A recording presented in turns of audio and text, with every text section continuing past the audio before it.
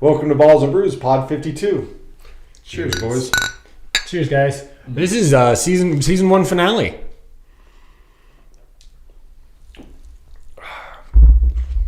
That's tasty. Huh, it's different.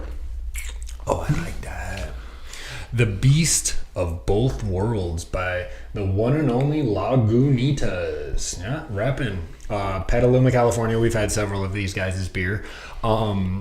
This is called the Beast of Both Worlds because it's pitched as an IPA that drinks closer towards a hazy, and that's kind of true. It's kind of right in the middle of both.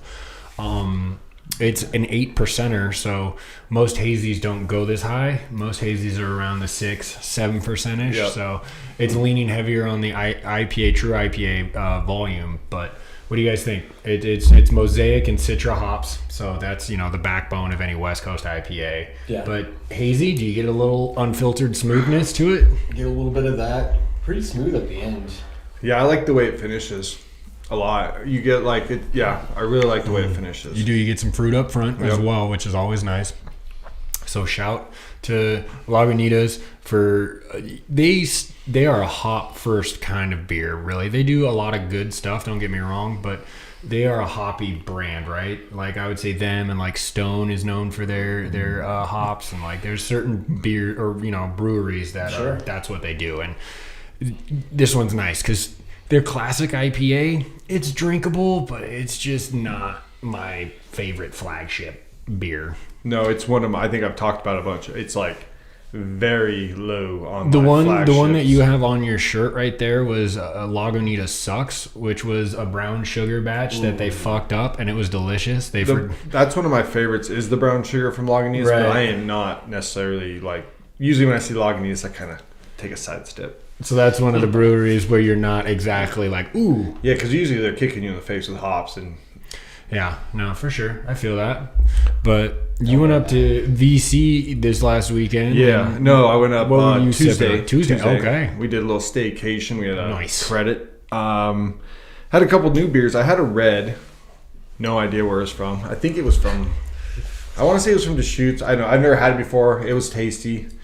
Then I had at one bar, drank a couple of those, and then walking around. Then we went to Red Saloon, had an amazing barbecue chicken pizza, and then I had a couple Alaskan Ambers, and then I tried their cider. No idea where that was from either. Can't remember. Sorry.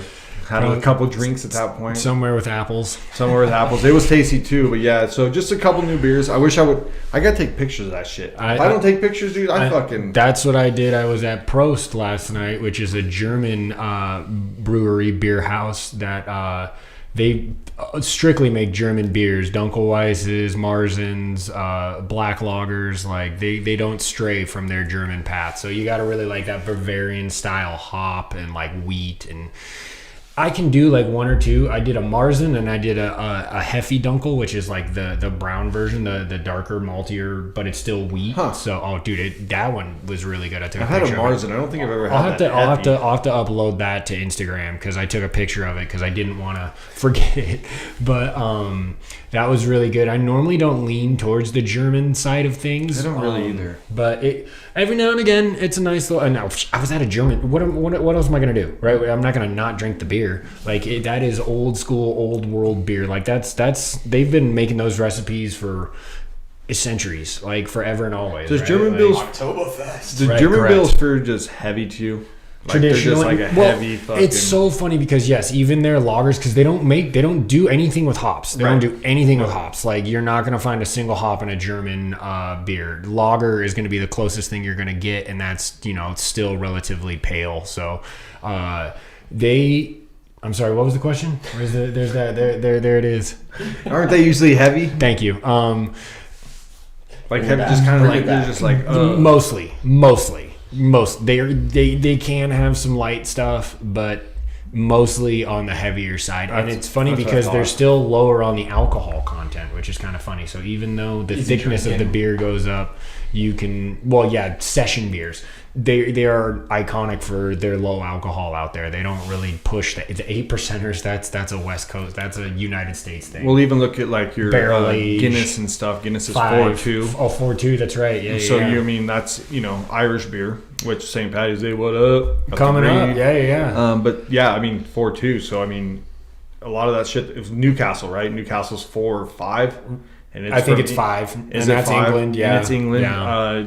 I Boddington. Now That's that you- another one that we were talking about. Now that you say it, I think I don't know if there is a beer that comes across the sea. I'm sure there is. Like, I guarantee There is, but not one. Like, there's got to be, right? Not There's a one. mainstream one. Not something that like somebody could be like, oh, I've drank that. Because Never even really thought about to that. be honest, I had this great thought as I was coming back from craft yesterday. It's like, when people ask you what's your favorite beer, like my answer should be like, oh, I don't know if I found it yet. Because like when I walk into a fucking beer fridge, there's the one that you put in front of me. That's my favorite beer. There's so fucking many. Well, I wouldn't say that because there are some shitty ones. Correct. But honestly, now though, depending on the venue, there's more good beer than bad beer. 100%. A million percent. 100%. Yeah. Like, get out there and try some beers, y'all. Like, that's one of the things that if we can, I guess preach or be a fandom of, it's like there's so many different types of brew. You can find a flavor that you like. You can find an alcohol level that you like. You don't have to drink 11 or 12 percenters. T-Mun, you had any new brewskis? Actually, no, not lately. My brother was up the other day, so we went out to sushi, so did some sake, and then we got home, did some wine. Me neither. Not a sake fan. Nope. Love rice. It is like my favorite carb on earth, but the alcohol that comes from it is not pleasant.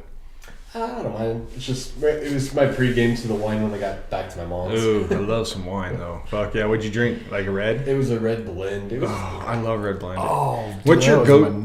What's your go-to on the red? Are you a cab? Are you a blend? Are you a Pinot Noir? What do you like? What are you rolling? Mostly, it blends or cabs. I like a good cab. But I don't mind the other reds either. Like, I'll drink any of them. A Syrah or a Zin, Yeah. I'll smash them. I love all of them, but I'd rather go blend or Pinot. Basically, I just want whatever. I don't know. Like, wine is not like I don't subgenre into wine the way that I do obviously with beer and even booze. But like a dry red wine, I want mine pretty much dry or earthy at best. I don't want sweet. I do not want my wine to ever be sweet. I'm on the other side. I'm sure you are. I can't do those really sweet wines. Some of them are too sweet. Yeah. I I don't don't know- do the prosecco. I stop at Pinots. Pinots are about. I don't sweet. even want it that sweet. That's too sweet for me. I need that shit to cut through. So you want like a cab or yeah, you want I need like it the dry. Merlot. You Give want me like that. that Yeah, Merlot. a single grape wine, a Merlot. I do know that's the one factoid I know that's what makes it a Merlot. It's one kind of grape. You're welcome, world, because you didn't look that up beforehand. But Fuck. I like only reds. I won't really even drink wine. I know you pitch whites with like fish and stuff. And You're that supposed to. It does sound right. It's buttery with it makes a lot of sense. Shards are the only whites. It makes a lot of sense, especially with like a nice cooked fish for sure. Yes. When you go to Maybe I'll have to give that a try. I haven't tried that in my adult life, so maybe I would like it. when you go to the places that pair though, they do a great job. I've had whites. That's the whole goal. I've had whites with like my salads and That's stuff. the whole goal Like, for it's sure. all good. Yeah. They do a good job at that point. But I'm not gonna buy a motherfucking white. It So- ain't happening. You guys, What if it's on clearance? it might have been the craziest week of off-season football Yeah. we have ever had in not only our lifetime, but in the span of free agency in the NFL, dude. It has been absolutely insane. It was so much to where we can't even cover everything. With like the trades and the signs, there were so many trades. The retire. We got to start before we get into the. Okay, I like this. gotta Yeah, we didn't start. touch on this, but we need to cheers. I hate maybe this, but- one of the greatest to play of all time. top three. He's top three. Yeah, a farewell for sure. Hey, Aaron goodbye. Donald. Yeah, He's definitely top 3 defensive player of all time. he's he was a Between monster. Reggie and then LT and then him. It's got you. I don't know if you can argue him at 1 because LT won an MVP, a league MVP, not a defensive player of the award. That doesn't happen Yeah. Ever. ever. Again. It won't ever happen again. I don't know if it'll ever go away from a quarterback, but Not anymore. to your point, and I like that. Cheers to Aaron Donald. What a hell of a career, Hell dude. of a career, man. All pros, 8 all pros in 10 seasons. Doing not Not Pro Bowls, all pros. The best at your position. You're doing it from the defensive tackle position, too. He had 20 and a half sacks in 2019. I don't know, but he sacked Russ more than any other quarterback, and that was during they basically ran concurrently. They're when they got drafted and when they started playing, and he just mushed up the Seahawks for years and years. And I mean, I got to tell you, when I read that news, I jumped on the inside for both him and for me. I was a little. I think that some of the free agent stuff did blow me away. Like, I was not surprised. I was blown away by that. Aaron Donald retiring. Well, no, because he had kind of talked about it already. But this late, usually it doesn't happen in May or March. It usually happens like. Kelsey just retired like a week ago. But we all kind of knew that was coming down the pipe. Yeah. I thought the other thing that blew me away. We're gonna get into the talks right now, but I was very, very surprised about the. Was that? I think maybe your neighbor. I was very, very surprised about the Kenny Pickett trade, boys. What a weird trade. And then this morning I was listening to Up in Game with LeVar and the other guys were gone. LeVar Arrington and it's Plaxico and it's, I think, TJ, but TJ and Plax were off. The LeVar was saying that the reports, I haven't seen them yet, but it doesn't sound like Kenny wanted to like fight for the starting job. But he's not getting a starting job in Philadelphia, so I don't know. It's kind of a weird. You're not going to be the starter where you're already been drafted and you might have a relationship with the players. Instead, you're going to go be a backup for the. They are not giving these kids time to develop, dude. Pickett. Now I know he wasn't the most jaw-dropping pro over his season and a half or whatever, but season and a half. It is so quick. If you did that to guys like Peyton Manning and Troy Aikman, and you look back at these icons, John Elway, they all had shit 1, 2, 3 years. And then once they developed and you got them, it's the what have you done for me lately? Mac Jones just moved behind Trevor Lawrence. He was drafted in the same fucking class, 9 spots behind him. But that's because coaches don't have the same length of contract. I think that's true. The coaches know that they're coming for their heads quick, too, if you don't make the right move. That is very true. We're going to get into all the quarterback movement here in a sec, but I think it's the one position. Obviously, it's the hardest position to play in any sport. What you have to read, what you have to see. Your timing, your athleticism has to be 175% at all times. And now it's just, you see, I think the guys that come out, like the CJ Strouds that come out and blow your mind, season 1, have kind of, it's not their fault, but it's fucked over some of these other dudes that That's a good take. They're not picking it up right away, right? Like a little bit slower in their progressions. We knew Kenny didn't have the biggest arm. We knew Kenny wasn't like the most athletic quarterback, but he still played okay. It's not his fault. His fucking offensive line sucked. And he had no run game. Atrocious. And right? Warren kind of came on, and Najee actually had one of the better seasons he's had as a pro. So it was the Pickens drama queen. It was Deontay Johnson drama queen. He had drama that he didn't control. That's the part that he can't do anything about. It just seems, we don't give it, like you said, we don't give him a leash. Right. Well, you draft a guy, but then the Brock Purdy's also fucking come out in the 7th round and play hella good, and it makes Pickett look worse. That is true. But you're also playing for your offensive coordinator got fired midway through the fucking year. Yep. Like, dude, more than midway. That was like week 10. They axed him late. So it's just not fair to some of these dudes. Like Zach Wilson isn't going to be a starter. He showed it. He has no. But Kenny Pickett's not fair to you. I would also say they gave Zach 3 full years, and then on and off they did sign Rodgers, which obviously you're going to put Rodgers. It was 2. He only played 2. Okay, I don't know, but if you got an opportunity to get Rodgers, you're absolutely going to do that. There wasn't a team that wouldn't have made that kind of move. You know what I mean? But even when you watch Kenny was better than. But you know what I'm saying? But because you just are going to replace him with Russ, who's coming off of the 2 worst seasons he's ever had as a pro. Yeah, and I fucking cannot stand. Talk about Russ. Here we go. I cannot fucking stand.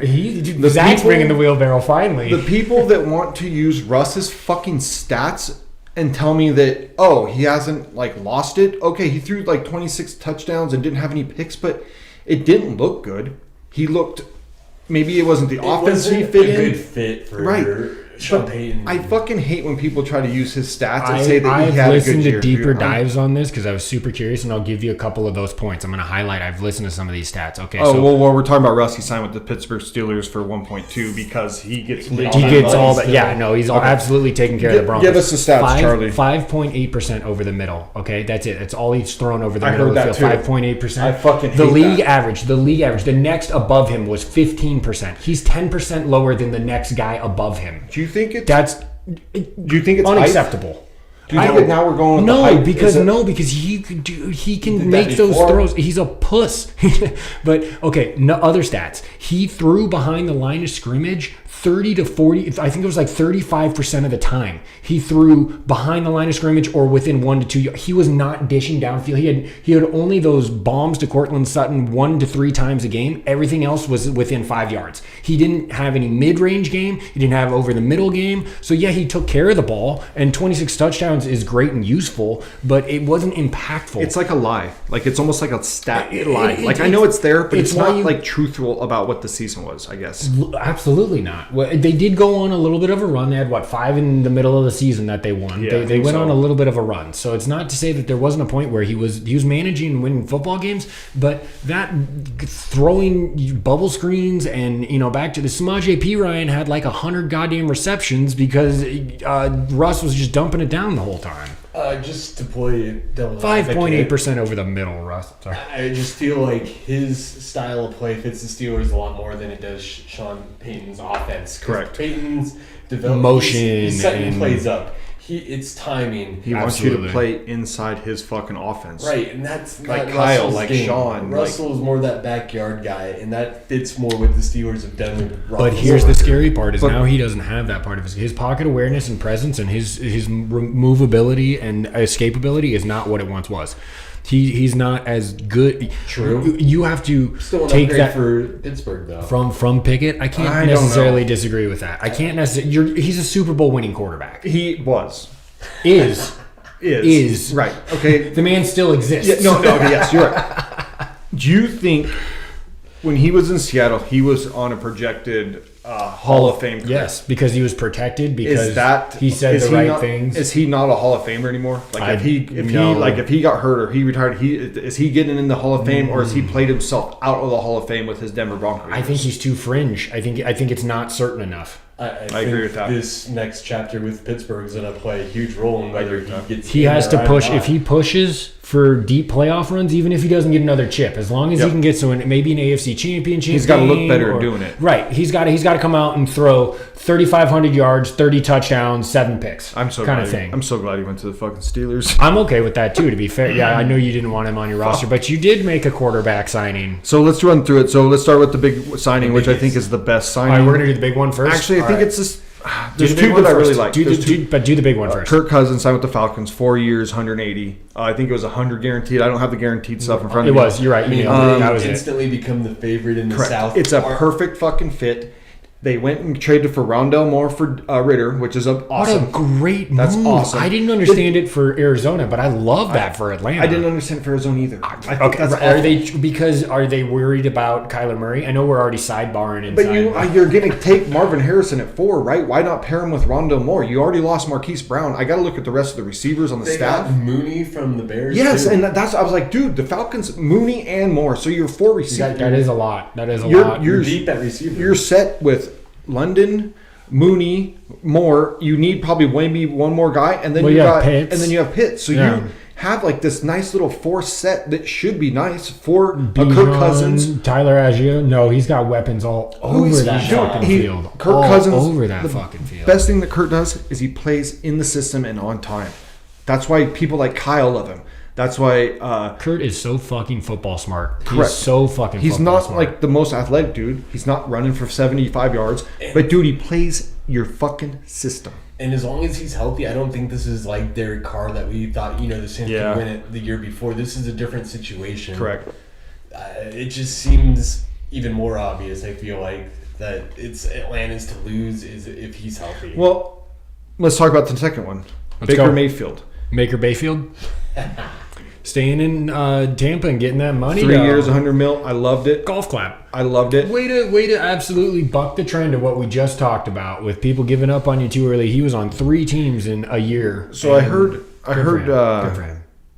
He talked about it. I don't remember who was interviewing. He said that Sean is the one, McVay is the one that got his juju back. Makes sense. Yes. When they signed him, Gave him Sean that sat it swagger down back, and said, yeah. I don't give a fuck what anybody else says. I want Baker Mayfield from fucking Oklahoma. I want that swag back.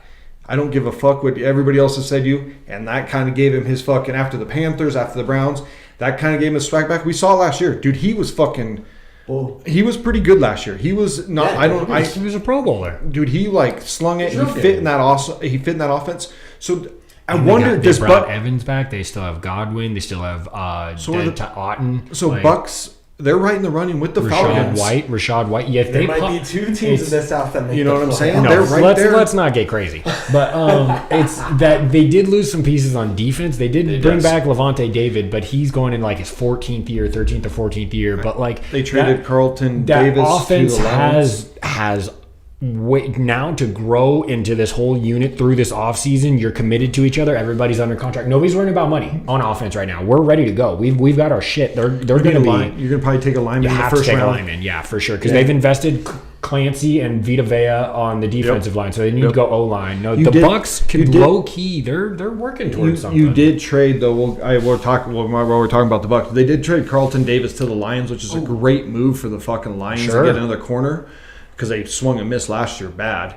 They're deep, so I thought that was a weird corner. Yeah, the Lions made a bunch of corner moves last year. None of them really worked. Well, they tried Gardner Johnson. He's back with the Eagles, right? And then the guy they got from Steelers really didn't play very well. Okay. Can't remember his name off the top of my head. So I think that that was a good trade. Blew a 17-point lead in the NFC Championship.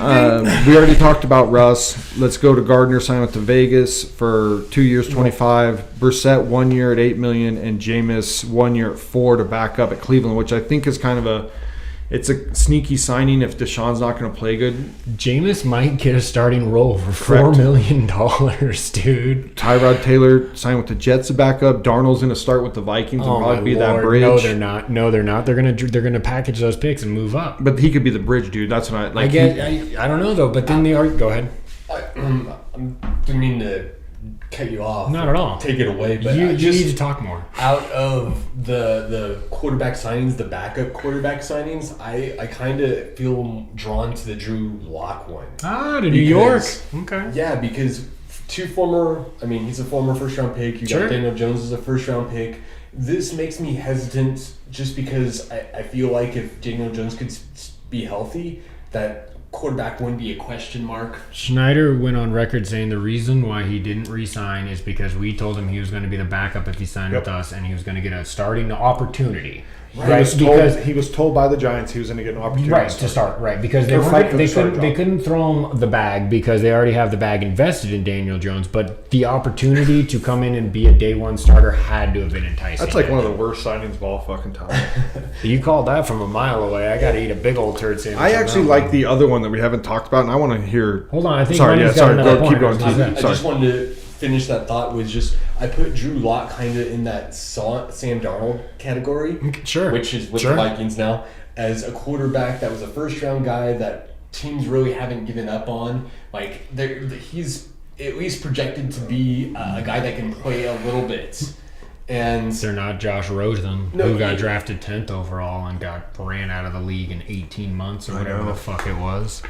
So I mean, just that whole signing, since we'll get to the rest of the quarterbacks, but just that whole signing made me think, well, are the Giants going to draft a guy sitting at 5? I don't think so with that signing. I think that that's why I worry about I'll get into it from my fandom. We'll talk about it in my fandom. Sure. I want to hear, I know we're getting into your fandom too, Charlie, but I was more, this is one of the kind of surprising ones, the Sam Howell trade to the Seahawks. I thought we saw... all but forgotten about that until you just said it. I thought we saw something last year, right? There was something. They would put up points, but then he gets sacked a lot and he threw some picks in games. There was something, He's right? a 23-year-old with 18 games under his belt. So he's the same age as Jalen Daniels. He's a year younger than Penix and Bo Nix. Yep. So you're getting a guy on a rookie deal who was a second round or was like a third, fourth rounder. You don't. Which is crazy because if he'd came out the year before, he'd have been a higher fucking draft pick. But you're getting him on the low with you're not on any hook to pay him a super amount of money. If you unlock him, and then we technically only moved down in the draft. We didn't lose draft capital. We swapped. We did a 3 for a 4 and a 5 for a 6. Yep. So we did lose positioning, but we didn't lose overall picks, and we gained what could potentially, if you're saying there's that little bit of spark, right? If there's that little bit right there, we've seen it because he could give you 300. He came up to Lumen Field and diced 303 on us. Okay, no, I put him a step ahead of Locke and Darnold. There you go. As far as quarterbacks that ceiling has a higher ceiling, and kind of pushes the Seahawks away from probably drafting a quarterback. Oh, at this point, we're not drafting a quarterback. No way. Would you put Sam? Maybe a flyer. Would you put him after, if like you put Sam in this draft class, he's after Penix, he's not before Penix or Nix in your opinion, or is he before Penix and Nix in your opinion? He's after. Oh, that's a great question. Because it's not coming out right now. But that's what I'm saying. Yeah. Him coming out, right now, with his college resume. And his NFL, like him as a player. Okay. Is he better? Now, as a player, than Penix or Nix, because I would say they're level playing fields kind of thing. Okay. I think that they're all right there. They could all take the step. I like the upside of the guys that we haven't seen in the league yet that somehow has done it in the league. That's also the point. That's what I'm saying. That John Schneider said specifically that he's got 18 games under his belt 18 games under his belt as a 23-year-old. You can't buy NFL experience. You have to put them out there. And if you're telling me, Z, you led with there was something there. Correct. There was, right? Agreed. He led the NFL in passing yards for like 10 weeks. Yeah, no, it's right there. So, I mean... He got his ass kicked. He's tough. I mean, he got his ass kicked all year. 62 sacks last year. They were giving it up. And some of that's on him. Now, let's be fair. Let's be fair. The Seattle line is better, but not the best. Like, he's not coming into a top 10 unit. But Washington was like, I think, 28, 29-ish. Yeah, they had to have been, with the most sack quarterback, they had to have been down. They're right there with the fucking Panthers as well. Yeah, sure. One thing that I'll note before we get into running backs, I think when we start going through this, because we're getting the running backs, it kind of shows you what people think about the draft, right? Like all the backup quarterback signing. That's kind of showing you maybe there's not like a backup quarterback in the draft. You got your 6 starters, then there's not like a lot behind it. And I think when you get in the running back signings, it kind of shows the same thing, that a lot of running backs went off the board fast because there's not really backs in the draft. I think a lot of it coincided with each other. Running backs went crazy. Before we get to the running backs, so 3 quarterbacks I want to quickly touch on. Tyrod Taylor. Oh, yep. Jets. He's gone to the Jets. Much more of a solid backup in case Salah's going to like having that in his pocket for sure. He needs to do fucking better. That Jets team needs... Yes. They have to be better with him as the backup. Otherwise, 1,000%. Yeah, I think so. Hot seat.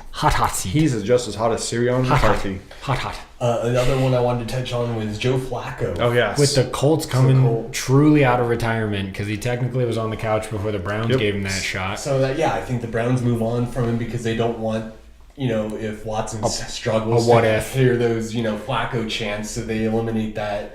Because you still have DTR, you did draft him last year, and then you signed Jameis. Yeah, there you go. The Flacco to the Colts is interesting because Anthony's going to take an ass kicking again. We know he's just a big dude that wants to run. But I think when I thought about it that way, putting a guy who's a thrower with a guy who's a runner is a fucking great move. You're talking about a guy who has read defenses efficiently and was a Super Bowl MVP at one point in his career, teaching a guy who needs these lessons. He's got all the athleticism in the world, a rocket arm. He was fairly accurate in the NFL. He was. Right, correct. So you're talking, you get a guy who can come in and Coach. hone. Yes, He's like another coach. Basically, that's what they're bringing him in for, and also insurance because Richardson fucking throws his body around all over the goddamn place. I got a sidebar for you. So I was listening to God damn, dude, I'm already excited. I was listening to my boy D. Patrick Let's this week, and he had Dan Orlovsky on. I know Chuck's not a big fan. I'm a huge fan of Orlovsky. Of DP, Orlovsky. That's true. You're right. I am not an Orlovsky I'm the same guy.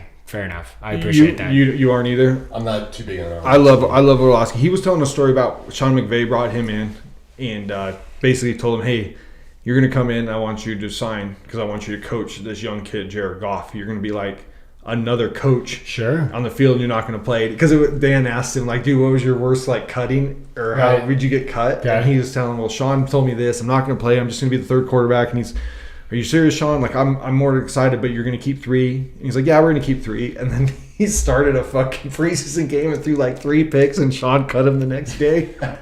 But he was like, dude, I was like super sad. But it's kind of that same thing. Joe, come in and let's coach this kid, Anthony Richardson, and be another coach, but you're a player, so maybe he's going to be on the active roster. Right. He is the two. But he's there to coach. You hope he's overall healthy. You don't want him to play. Yes. Yeah, but what a dude. Okay, the best position in all of sports is the backup quarterback when the starting quarterback is good and he's rolling. Then Chase Daniels? Exactly. He made over $100 million and started like 7 games. When you back up people like Drew Brees and they don't ever fucking you're holding that clipboard, soaking up money, dude. Because like even in practices, you're not going super hard. You're not sprinting or nothing. Actually, the best job in pro sports is the bullpen catcher. You don't have to do anything other than catch pitchers, and you still make That's pretty sweet. You probably still make 50,000, 70,000. No, more than that. Couple $100,000. Yeah, for sure. You're probably making $100,000 to sit there and catch. Yeah, 100%. Dude, I could. I don't know if my money is a pretty shot. But I'm telling you though, man, the backup core, and it's now it's almost more valued than the starting running back. Look at the market. Look at the markets. Let's get into the running backs. But before, one more. I just got to touch on it because of we've had 14 quarterbacks signed with different teams. That's in insane. Free agency, right. 16 total, and we've had 3 quarterbacks traded. That's 19. And Justin Fields is sitting there on the Bears. Let's talk about this. I don't know. We're not going to get through a lot of the signing. We have fucking hung on this shit. Well, I mean, it's quarterbacks. We might just hit, receivers and running backs and call it first segment. Well, no, because we got a lot of defense guys. But we're already hitting at 30 minutes. Here we go. Let's talk about this. Let's really run through this Justin Fields shit. We're talking about it. I sent in the text message Chucky sent, and I said, I don't think he reads the field well. I don't think he reads the field well. I don't think he understands his hot routes. I don't think he plays a quarterback position like a quarterback. I think he plays a quarterback position like an athlete. And that doesn't work in the pros. And now I'm wondering, with all this other movement, and he still hasn't moved, and I know I'll let Chuck bring up his point. I think a lot of the NFL, I think this whole Justin Fields thing is a smoke that there was all these suitors. I think the NFL sees him like I do at this point with all this movement, and he doesn't move. I'll let Chucky bring up his point, but dude, it's a pretty crazy thing that we saw all this quarterback movement, and this one dude that's supposed to be super athletic and all is still on the team that's going to draft the number 1 quarterback in the draft. Go ahead, Charlie. It's real simple. No, okay, so I've looked into this as well, because the reason why it's held up, it's not because of his potential. It's because of the immediacy that you have to guarantee money towards him. If you have to trade for him, and you have to commit to a 5th year immediately. Essentially, you have to know, otherwise you're giving up draft capital for a guy who might be there for only a year or whatever. But you said you would be the team that would do it. So I would have loved to. Honestly, you guys, I understand your point to the fullest extent as far as he is just an athlete right now. But I just think that Ryan Grubbs took Penix and absolutely dialed in. Now he already had an arm, but I think that if you give Fields to a guy who runs a college style, he's coming out of a national championship appearance in college, it's going to be the fit for Justin Fields. We have Kenny Walker, we have Zach Charbonnet, Tyler Lockett restructured. We have weapons all over the field for an athlete to play with. This is where I think Ryan Poles just misvalued Fields. Well, there's that too. I won't disagree with that. That's 1,000%. At the beginning, it was like a first, and even like when he came out and moved it to a second, I still thought that was high for everything that we've discussed just now. Like Mac went for a fucking 6. That's probably closer to his value. Like I was thinking maybe 4th and a 5th is what you're gonna have to pay. And that's I saw your face, Chucky. I want you to touch on that. But look at Mac Jones' stats compared to Justin Fields' stats. Because we've seen Justin Fields make 70-yard runs. He looks super athletic. But Mac Jones has looked better as a quarterback. His rookie year was better. Mac Jones' rookie year has been. From the pocket, you are 1,000% correct. But that's where that's where you win the game from. You don't win the game from running around the fucking field. I understand, but the idea that Mac Jones' ceiling is higher than not higher. But Justin isn't going to get there. I don't you think don't Justin's know ever that. getting there. No, nobody's getting anywhere in Chicago. That's why you shouldn't want Caleb to go there, because they fucking eat quarterbacks. They have no idea what the fuck they're doing. Even though they have all these weapons, they have murdered quarterback after quarterback after quarterback for our entire lifetime. Name me the last good Bear quarterback. If you say Chico Cutler, I was about to punch you in the throat. You want to talk about fake stats? Fake stats. What did he ever do? How many NFC championships did he get him to? They lost in the playoffs, but that team was really good those couple years. Who cares? Who cares? Who cares? I would like to make the playoffs. I'm sure you would. You also have 3 chips on your name for the Raiders. You know what I mean? You have Marcus Allen. You have history as well.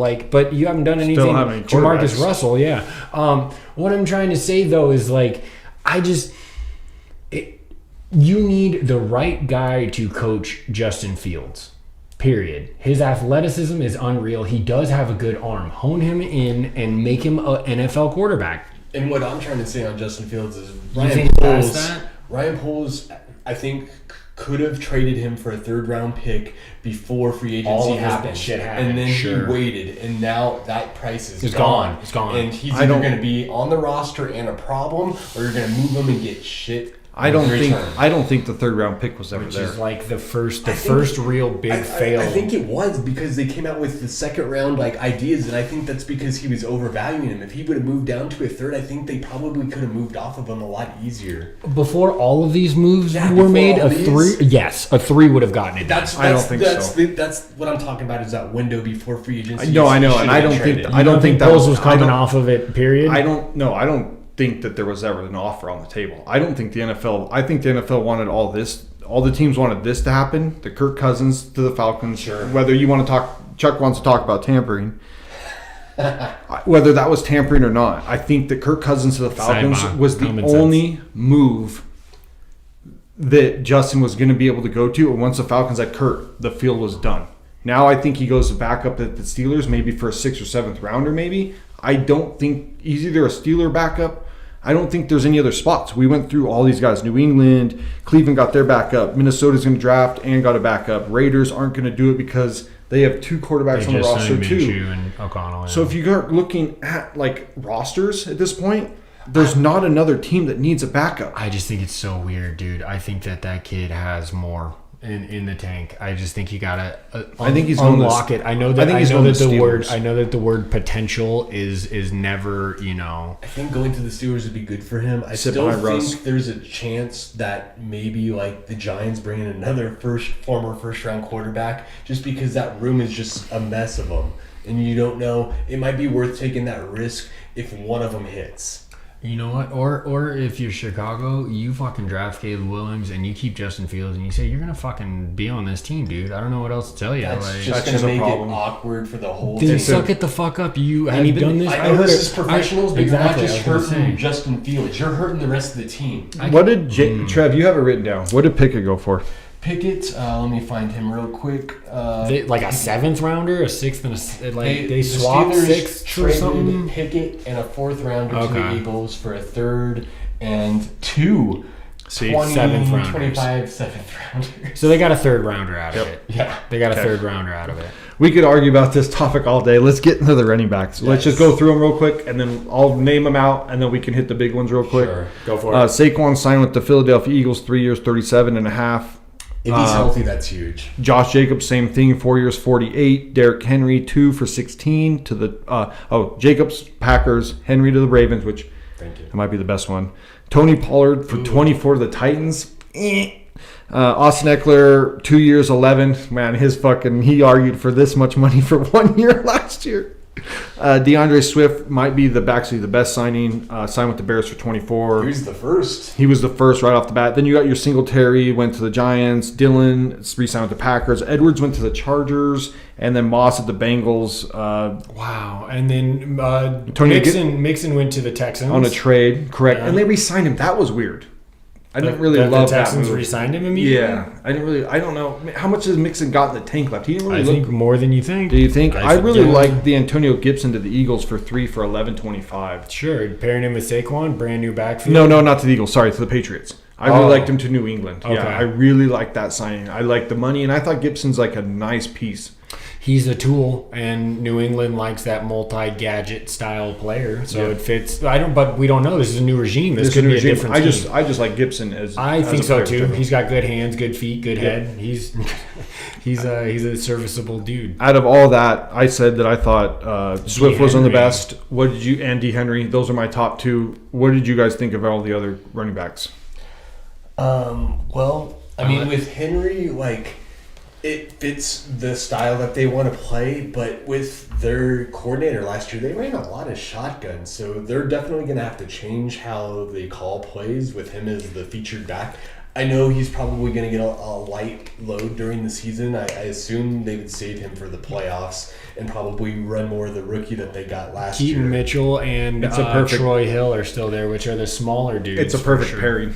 I see. It's so funny. I'm on the opposite end of this in the sense that, like, I think Derrick Henry's going to slow Lamar down. I get that you have to account for him when he's on the field, but you just mentioned it. The scheme has to change with a back like that. But they need to not only before the player fit, but the way they played in the playoffs, they gave up on the run. You don't give up on the run if you have this guy in the backfield. If he's healthy at that moment, you can absolutely shut the game down and grind it out for sure, or put it more in the trenches and slow it down if you want to like do it that way for sure. No, I'm not saying but that's what I'm. Do you want to do that though? Like, isn't Lamar's whole upside the like backyard football style? Like, that's not a Henry thing. Well, I think he's got to run downhill. Henry, you run more of that run option. We'll see. I know. Yeah, Monken with year two. Like, well, yeah, he's gonna pull defenders away from Lamar.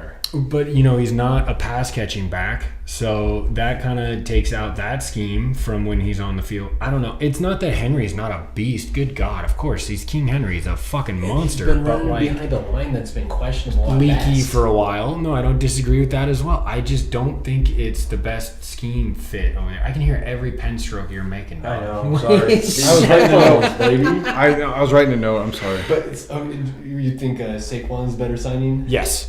1,000%. If he's healthy, he fits that scheme because he can catch, because he can run, because he can block, because health needs to.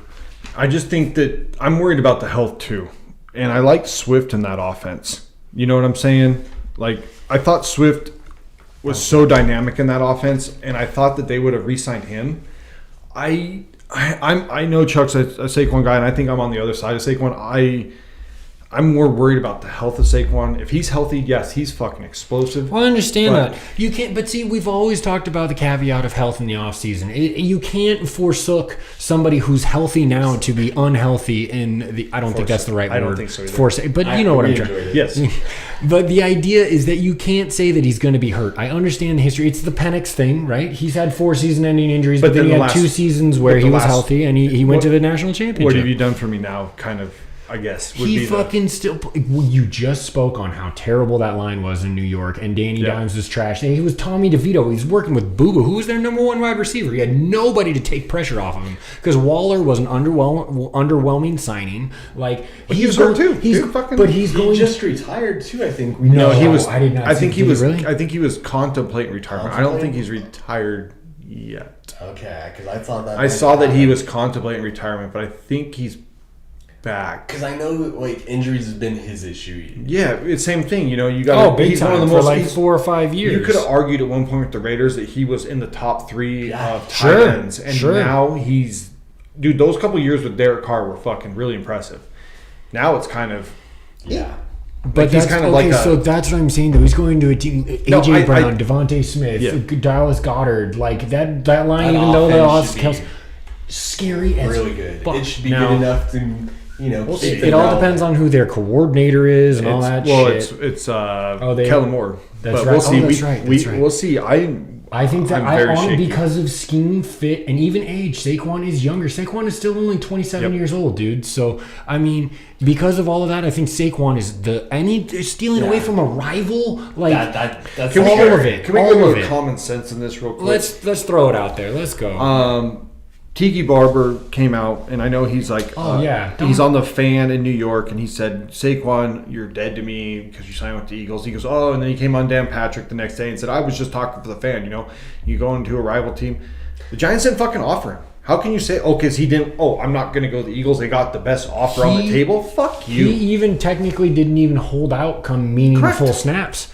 He signed that contract when it got down to the nitty gritty. You gave him a fucking $800 raise. Again, and talking about another man's money. That mean 2 thumbs down. That's bullshit. Because what happens if the Cowboys would offered him the same contract, or the Commanders? You don't want him to sign with either of those guys. You don't care. The Giants didn't offer him. Fuck you.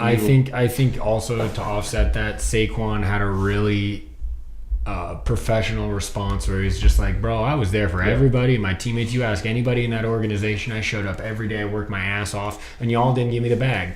Don't be coming out here telling me that I need to take a step back to stay with a team that's not going fucking anywhere. By the way, do you want to go play for a team that has Super Bowl aspirations, or hang out with this squad that has no idea what they're doing from the front to the back? I want to hang out with shitty Daniel Jones. That's what I'm saying. It took my fucking contract. And I'm getting hit in the backfield over and over and over again. Or do I want to go play for an offensive line that has been pushing for Super Bowls for the last fucking 3 to 5 years? It's real fucking simple. And you get the bag. Tiki, shut the fuck up. You're just jealous. That's a jealousy statement if you ask me, dude. That's haterism on the wrong side of things. What do you guys think of Josh Jacobs? I like that for the Packs. And then they dumped Jones and Jones into the I was going to say it makes sense because I was like, why would they do that with Aaron Jones in negotiation? Aaron's 29, 30, and Josh is 26. 25, 26, yeah. So you get a younger guy, you get little bit of less miles. Even though he was 300 a lot for the Raiders. I was going to say, he touched the ball a lot in that offense, always. I'm excited for Zamir White to start taking over those Raider fan. But did you guys like the Swift one? I love the Swift signing. I thought he played so good last year as an Eagle. I was surprised they didn't re-sign him. For the Bears, it just gives them another weapon that we're talking about. Yeah, no. Because the Eagles didn't actually use him more. They were a revolving door at running back last year. It was hard. They had the Roshan Johnson that drafted. He was in and out. They Khalil Herbert was hurt. He got hurt, and he's a stud, dude. I like when he's healthy. He's a quick little shit, is what he is. He's that nice third down catch it out of the backfield. So I think they completed their backfield with the Roshan Johnson, with the Khalil Herbert, and now with Swift. 3 guys. And it offsets the other two. It does make sense. Got him for a fair contract. Got him for fair years. I think Swift is happy to be locked up. I think Swift's happy to be locked up because he just got traded and played a 1 year. So it's nice to get that security. Chicago is really making moves, and it's really okay. So let's just jump into the trade. All right, so Chicago also traded for Keenan Allen. That's very true. Yes. Oh my God, there's so much Bears meat a on this 4th round bone. pick. This could be a 9-hour pod. Fourth round pick, dude. I know Keenan is just what do you have? 108 catches last year. He set all of his career highs. Throw him the ball. He's your reliable guy. You got DJ the over the top speed. You got DJ going this way, and you got Keenan going this way, DJ's dude. Speed. And you can still pick up Neighbors or Odunze in the draft at 9. Well, me and T Money were thinking that. Is that door closed now at 9? Why would it be? Well, because you can still use it, but then now it you can depends also, on if you get a tackle. If you get alt at 9 or something like that. I was thinking you pair either Verse or Turner with Marcus or with Sweat. So now you have. I like this too. You got 2 ends coming off. Right, sure. Because we've talked about it. The Bears can take a receiver in the second round and still high get equity in the second round. Lad McConkey, Ricky Pearsall. And then now you got your slot guy, because you got your outsides, so you don't need I just think you're taking away from. I think Odunze should fall to 16 and the Seahawks are drafting. He ain't falling that far. Come on, dude. That fool's going top 10. We got in Jigba at 20. And yeah, right. Odunze is so sick, dude. He's going top 10, bro.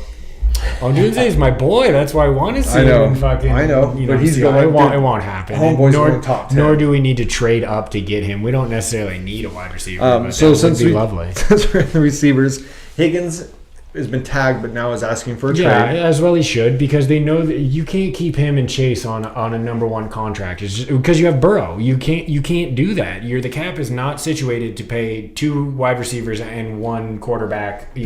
I mean, it happens at a time where the market's probably low because of the class of wide receivers coming out. Correct. Well, that's okay. So, I mean, so then do you just let a disgruntled wide receiver get all pissed off at your locker room? I'd rather have that than having Justin Fields on the roster. I think playing under the tag, he's still having a good salary. You're top 5, right? 21 point. Yeah, that's a nice year. That's a nice year to any position, especially a wide receiver. Sure, you'd love to re-sign him, but if they have to. Okay. Michael Pittman re-signed with the Colts after being tagged. You were high on Pitt. 3 years, $70 million. I think he's a very great 2. I think he's a good 1, but he's a great 2. If they got a lot of pieces in Indy, so he's just filling out that roster. I think he's a low end 1, but a great 2. I like him as my 1. But I would rather have him be my 2. I don't know, man. I think this could be a real big year if him and Richardson fucking figure it out. And then they got Pierce from Cincinnati. Remember, he's that big receiver too. So they got a lot of pieces there. Mike Evans re-signed with Tampa, 2 years, $41. Good for Mike. Marquise Brown signing with the Chiefs for a 1-year deal. It doesn't have any money on this one. Smart for both markets. He needs to reset, and if going playing with Mahomes, yes please. I'm signing that contract every day. Yeah, oh my god, that might be one of the better moves. It could be. He could be what they wanted Kadarius Toney to be, and he just didn't have the hands to do it. Marquise Brown got some nasty hands, dude. He actually does catch the ball. He's just been on 2 teams where the Cardinals just are Kyler the Cardinals. Right? Kyler was hurt for most of the time that he was there.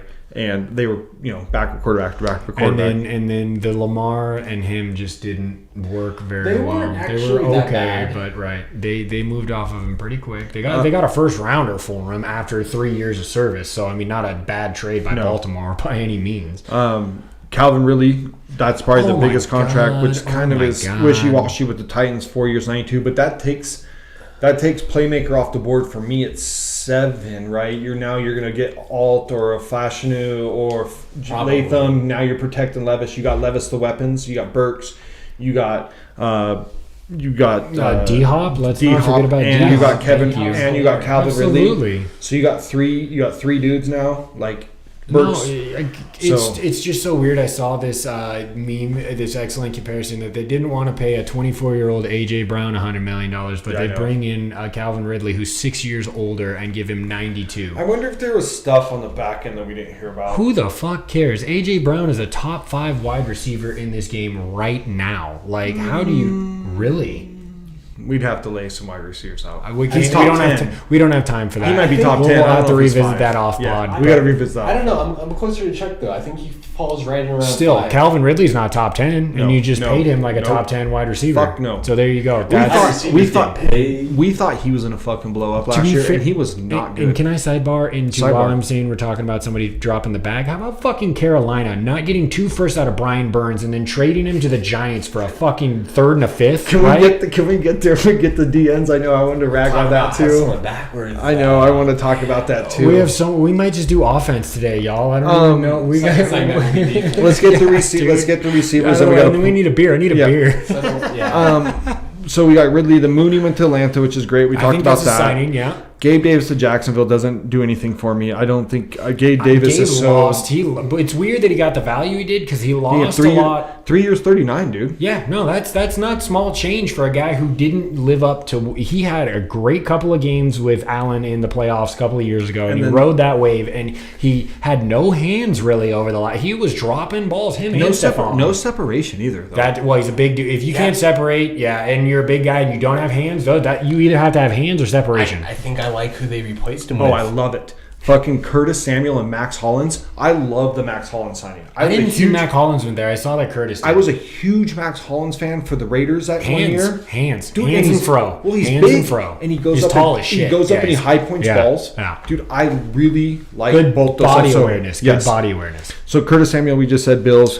He got 3 for 32. So good for him. 3 for 24. Okay, but still, that's I think that's the most money he's signed for in his NFL career. And then the last receiver I'll touch on is Kendrick Bourne, which isn't really big. He re-signs with New England, so it kind of gives it keeps somebody there that's actually half decent. Did you touch on Jerry Jeudy? I did not. We have not talked trades. Go for it. Team 5 and 6. So yeah, he got traded. Let's see, I have it down here. Traded to the Browns for a 5th and a 6th. Yeah.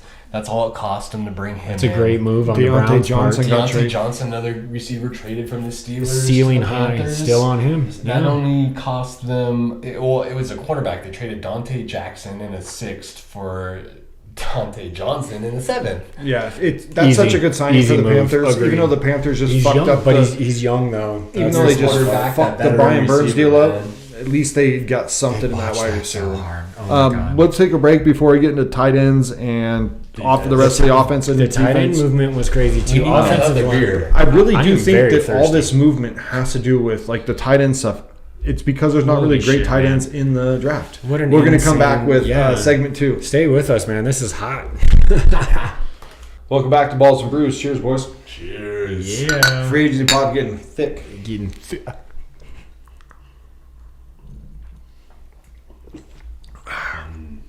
I mean, talk about combination beers. We just had the West Coast, East Coast. Right. We talked about the Dunkel Hefeweizen, correct, yeah. Or he had. And he had. Now we have a red IPA.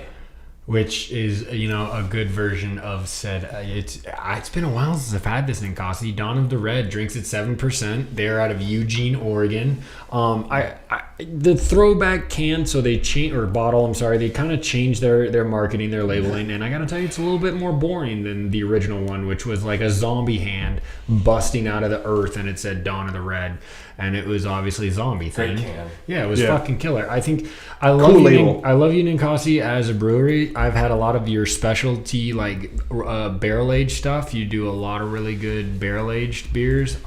But go back to the gnarlier can. Eugene, Oregon, that West Coast love, and obviously very clearly an IPA as well, right? Yes. Like red up front, IPA on back for sure. 100%. It's one of the easier reds to find, honestly. Yeah. Oh, absolutely. We left off with receivers. We forgot to mention that Mike Williams got cut by the Chargers. Yes. Let's jump in a cap-saving move. He's still not signed, but let's jump into tight ends. I'll go through them again. Dalton Schultz re-signed with Houston, 3 years, 36. Smart. Yeah, he played really well with that team is on the upswing, man. The Texans, they get into Danielle Hunter. I know we'll get into that later. The Texans are making some really good fucking moves, we talked about Joe Mixon going there. With fucking D'Amico honing in CJ Stroud. God, they could be scary. And that AFC South is getting leaky, so continue. Hunter Henry re-signed with New England, 3 years, 27. Yeah, he needed that because he wasn't going to get the market anywhere else, I don't think. I don't know what to think about Hunter Henry. Exactly. Same with Noah Fant, though. Like, you see games, he's re-signed with Seattle. Do you see games where he looks so good, and then other games he's just like not on the field? Well, like, is he hurt today? No, it's because we rotated 3 tight ends pretty consistently. Colby Parkinson signed with. You're going to get into this. The Rams. Yeah, and Disley signed with the Chargers. Yep. So too many tight ends. But even with Denver, though, I thought Noah just kind of disappeared. It's funny because if you look at Noah Fant's highlights, as far as like he had the best tight end plays athletically, wasn't even close for the Seahawks. And we collectively had well over 1,200 yards spread through across all 3 of them. So now that we're going to feature him, because we also signed Pharaoh Brown from the Browns for a 1 year to come in as the blocking. He's going to be a true blocking tight end with maybe a couple of different outlet and trick plays here and there. But like Noah Fant re-signed with us because we went to him and we said, "You're going to be number 1. straight away. You're you going, tested all these guys out, right? Yeah, You're the one and that I love Uncle Will, dude. Will Dissly was the man. Parkinson had a great work ethic. They had an amazing relationship up there. The tight ends were fantastic. It's one of the best like position groups they had from top to bottom. And I wish the other guys the best of luck in their news. You know, in LA, they're both going to LA, just the different teams. So that's awesome. And I love that we're gonna feature Noah Fant. I think that's the correct move. Oh yeah, he's a first round tight end. He came out with Like his seventh boy or Trey eighth. Hawkinson. TJ. Hawkinson, or no, yeah, I Iowa say Troy. tight Yeah, ends. yeah, Iowa. Maybe both that's what the T stands for. I don't know what the T stands for. I mean, yeah, Could be Troy Jr. Hawkinson. But Hawkinson and him both came out the same year from Iowa. So Yes. Gerald Everett signed with the Bears. It's a nice move for them. Be a backup tight end for them because they already have Cole Kmet. They committed to him last year. Yeah. Dude, watching Cole Kmet, he's just another tight end that just gets lost in the system of just But not if being used. putting Caleb Williams in there is going to unlock a whole lot of I opportunity. think so, dude. Right? That team, when you start to really look at the Bears, The with Bears Gerald- and the Texans are Like putting some moves. stuff together. yes, with the way you're starting to pair people together, you have like Gerald Everett, a little bit of older tight Keenan end. Allen You got for a Cole fourth Kmet. rounder coming in You there. got DJ Moore. You got Keenan Allen. Man. You have DeAndre Swift. Your Yeah, running back room is dude. set.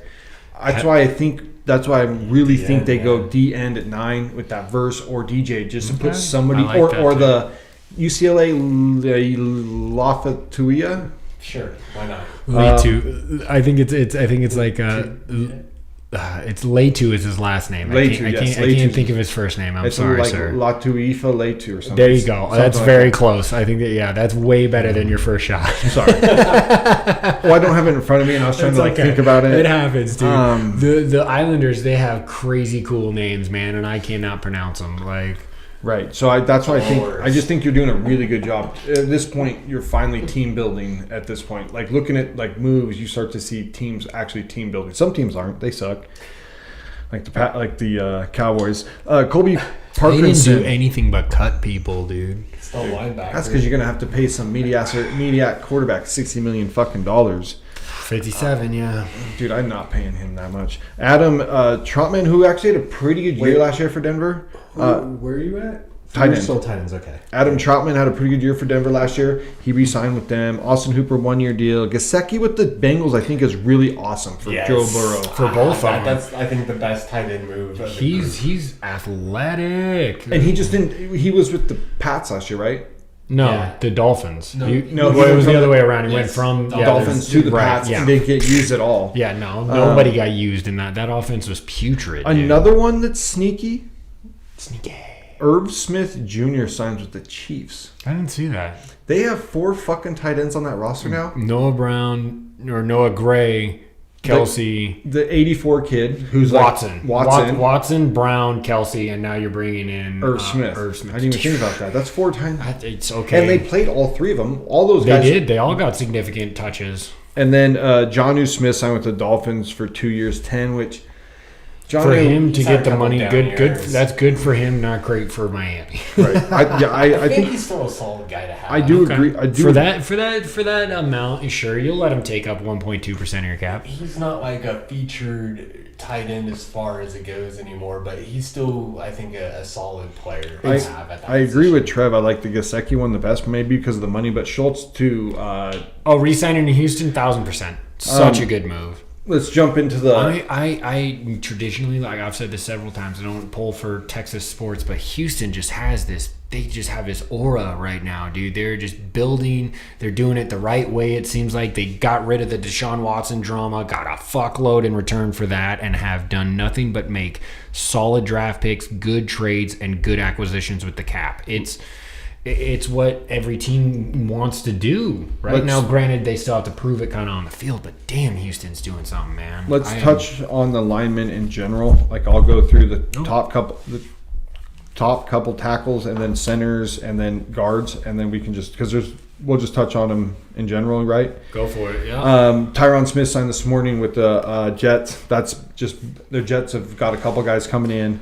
Mike Olinu signed with New England. And Jonah Williams signed with Cardinals. I was a little disappointed that we didn't go for them. For him, my Raiders, I really wanted Jonah Williams. So those are the top 3 tackles that get signed. Centers, Connor Williams still isn't signed. The Raiders re-signed Andre James, and Lloyd Crushberry signed with Tennessee. Also, the trade from Buffalo to Morris to... No, he was cut. Oh, was he? I thought he traded. I thought he was traded. released. So wherever he signed, he got just off his own laurels. And then the top guards, which is actually where a lot of the money line ways. With Fucking Kevin Dotson re-signed for 3 years, 48. Robert Hunt with the Panthers, 5 years, $100 million. That's big. That's such a good signing. Huge. And That's then huge. the next two, the Kevin Zettler and Dalton Reisner have not signed, so they're the other guards.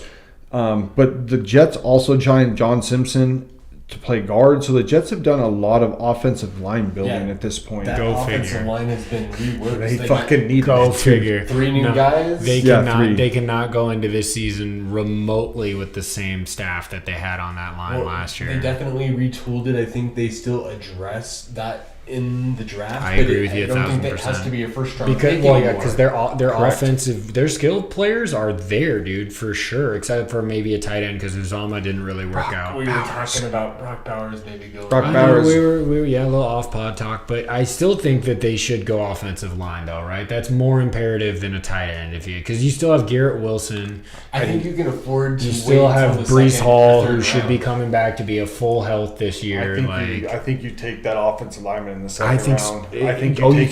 I think you take Brock you Bowers. flip-flop is Wow, you're normally the other way around. Because I think you've addressed enough. And you think that Bowers is that high of a prospect over Bowers what tackle would be there at that point? Well, they don't really have that number 2 weapon. Yes, they don't really have like a weapon receiver. They have Wilson. And That's to have it. that Right, tight end because would they be had huge. Lazard, who didn't really work sucks. out very well. Obviously, Cobb is old and done. And if you look at like what Aaron used in Green Bay, think about the tight ends in Green Bay for his years. He was always using them, and Brock Bowers is like that different animal tight end. And that would be the best tight end you probably had, and he's not even in the league yet. Yeah, I think that Brock Bowers is it's got because you can. I think you can address with how deep I think the it comes tackle. down. I think it comes down to what Aaron Rodgers tells them to draft. I do too, and I think it's going to be. If think it's this Brock guy is Bowers. there, it's this guy. If this guy is there, Correct. it's this guy. If Brock Bowers is there, you take him. If one of the 3 receivers is there, you take them. And if not, then you take because the they lineman. draft where? Give me their position. I'm sorry, 10. 10? Oh wow, they're gonna get a good player right Well, there. yeah, they're going to get, depending on what the trades that happen to get quarterback, right? So good. Then you get Joe Alt, whether he goes to the Chargers at 5, if he doesn't go there, because you get the Vikings that trade up. Zach, I'm running through my head. No, I was gonna say stop because Okay. you're gonna just far. go. Yeah, Too you're far. gonna go. Yep. Okay, so let's jump into. Let's start. Bring it back. Let's start with the defense then. Okay, thank you. Yes. So the defensive tackle position was fucking hot. You had Chris Jones re-signed with KC, 5 years, 158. We all knew that. He's coming to the Raiders. I didn't think that. I was just putting it out there, buddy. One of them, yeah. Justin. You got Wilkins though. Matabuk, he got tagged. Justin Matabuke, and then then signed. 4 years, 98. Yeah. Wilkins, 4 years, 110. Leonard Williams re-signed with Seattle Seahawks, 3 years, 64. DJ Reader signed with Detroit Lions. The money's not on here yet. the Grover best signing Stewart we've made. re-signed with Indianapolis. Sheldon Rankins signed with Cincinnati. Fletcher Cox retired. That's big. And then all the other guys, I think it's just big for like locker room stuff. Sure, That's what I think. He it is. I won't disagree with that. And there's a lot of other dudes that signed for 1 year. They were just, fill-in guys. Like you got the Niners lost Kinlaw to the Jets.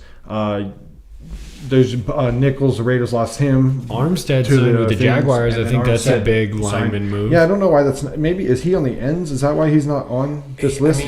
No, he's a DT. Yeah, so he's absolutely a DT. So I don't know why he wasn't on this list, but yeah, that's a huge move. So obviously Chris Jones and Justin big time. I fucking cannot.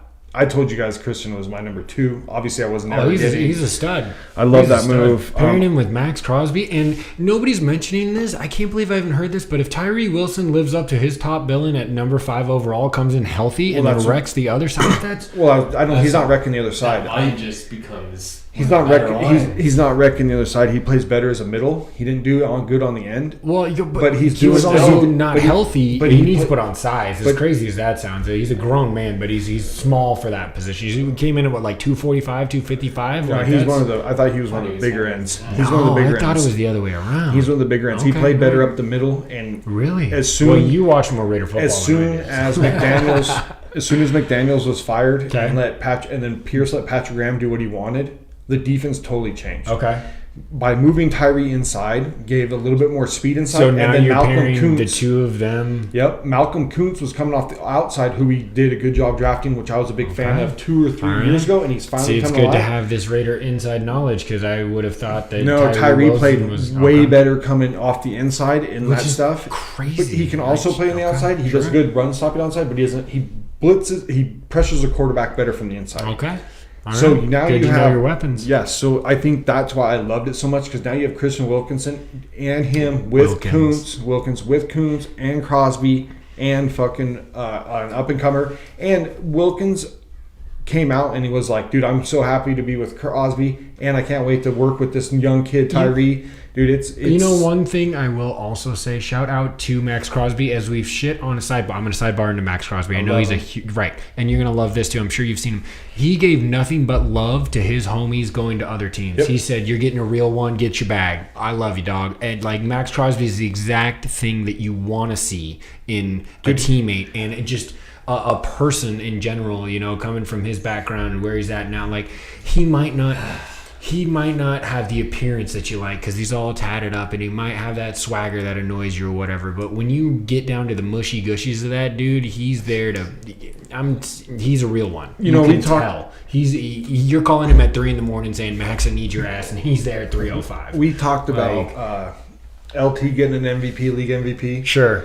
Max Crosby is one of the defensive players that could, because of what he does for that team. He never will, but what he brings, like he is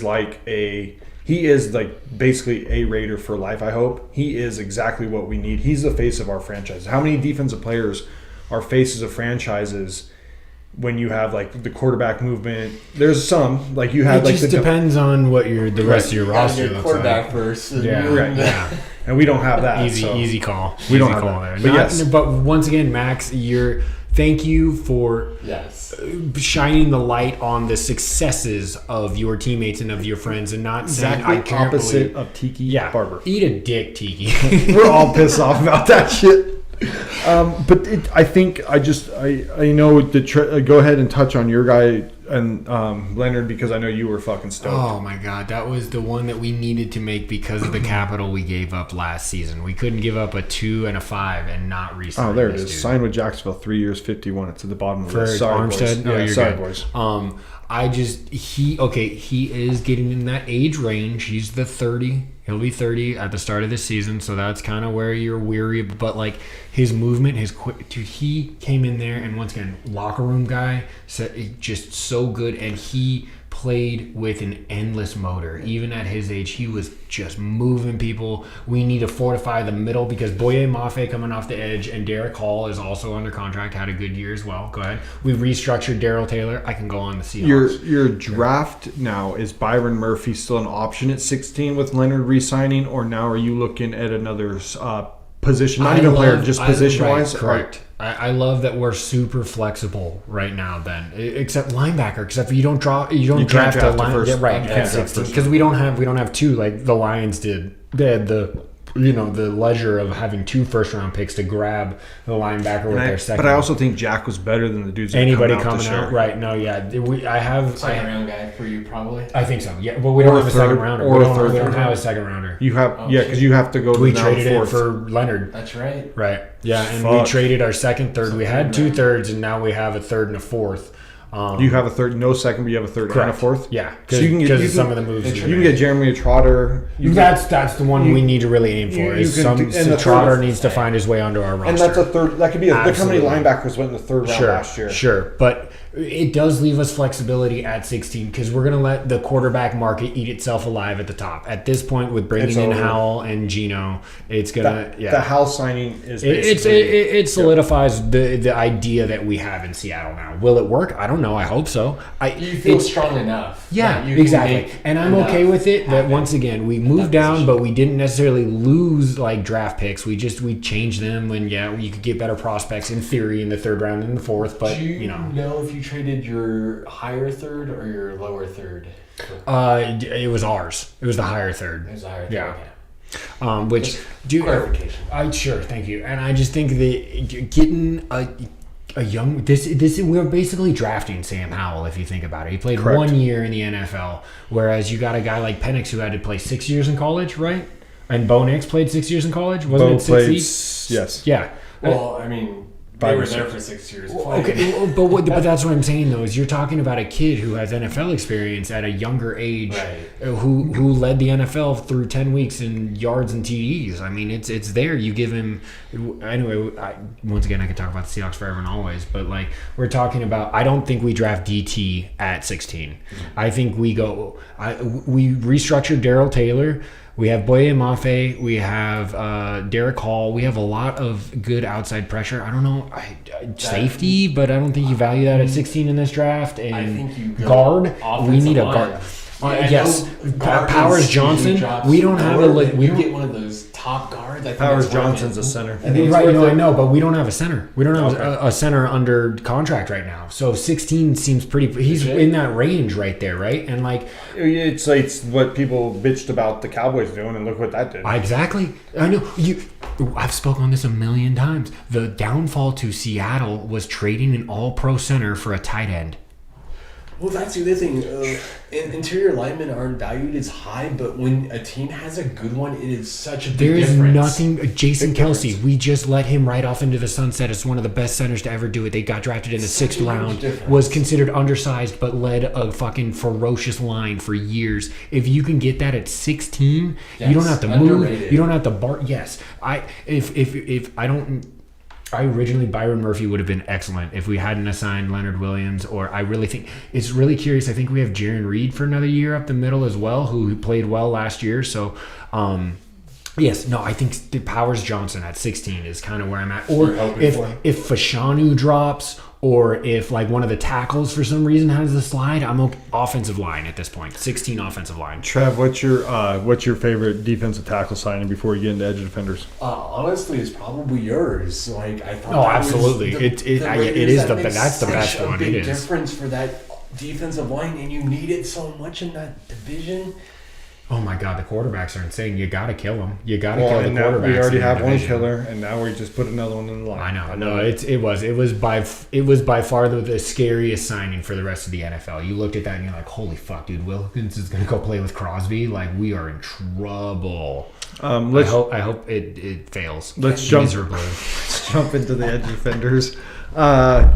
Josh Allen got tagged by Jacksonville 24. He hasn't re-signed yet. But yeah, you need him on roster.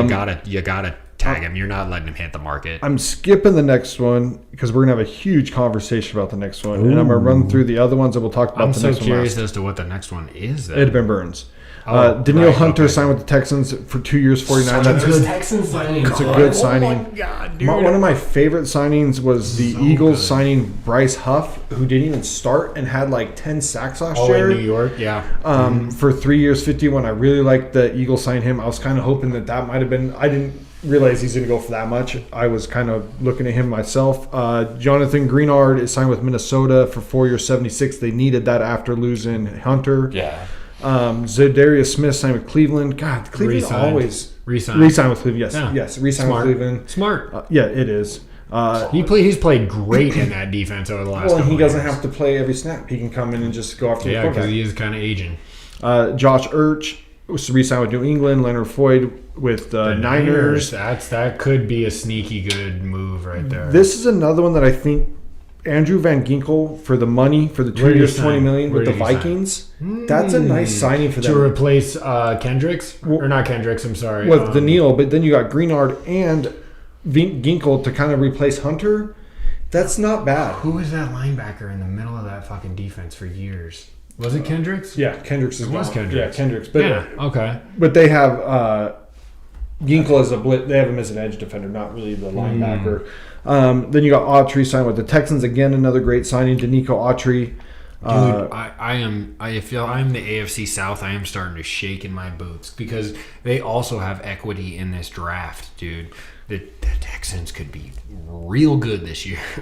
Any other edges do you guys want to make? And then last one, but not the least, Brian Burns gets tagged by the Panthers. They botch it and so then gets bad. traded for like a fucking second round third pick. and a fifth.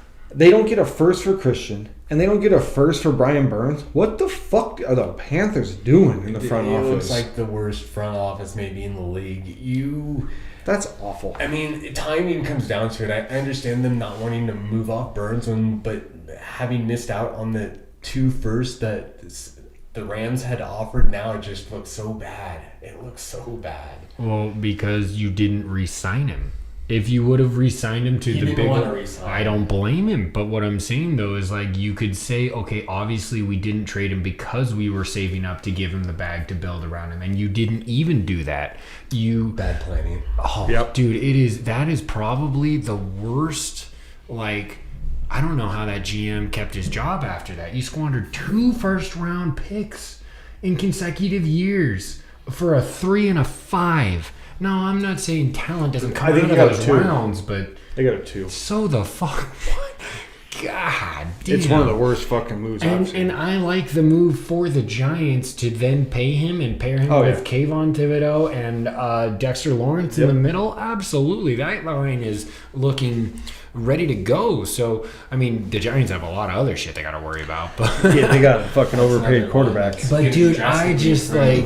That one for all of what the Panthers have done over the last 2 years has been bad. They tried to make these like splash signings of these older guys that didn't work out at all. They tried to jump to the top. They got Bryce, missed out on CJ because he came in. And Bryce got his ass kicked. Right, the line was bad.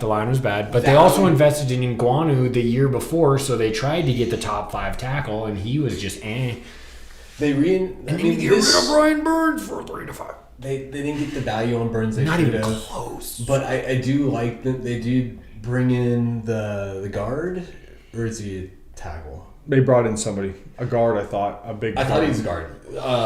And then they bring in Dante Johnson as well. So I like both of those moves, but it just seems so far at this point. I think they're more insignificant than some of the other ones. I just that roster is so far away from being relevant. Dude, you didn't get a first for fucking Christian McCaffrey or fucking Brian Burns. 2 of the better players that have ever been on your roster. Exactly. You got offered 2 firsts for Burns too. You never got the offer for McCaffrey. You got a 2, 3, 4, and 5. You got 4 picks for McCaffrey, so it's not like you sold him down the river for nothing. But not getting first. There's a difference between. But denying 2 firsts to go 2 and 14 the following year, 2 and 15, whatever, and then get a 3 and a 5 is the biggest botch I've heard in front office history in a long while. This guy could do better. Oh my god! Fuck yeah, I could. Let's talk about these linebackers. Charles missed out on Patrick Queen signing with the Pittsburgh Steelers. Not enough. 3 years, $41 million. Well, I mean, there was those links because of your coach. Exactly. The rumors were hot to Seattle, but we couldn't give him the deal that he wanted. We didn't have that. Frankie Louvie signed with Washington Commanders. Luvo. You got it. Yeah. 3 years, 31. Levante David re-signed with Tampa Bay on a 1-year deal.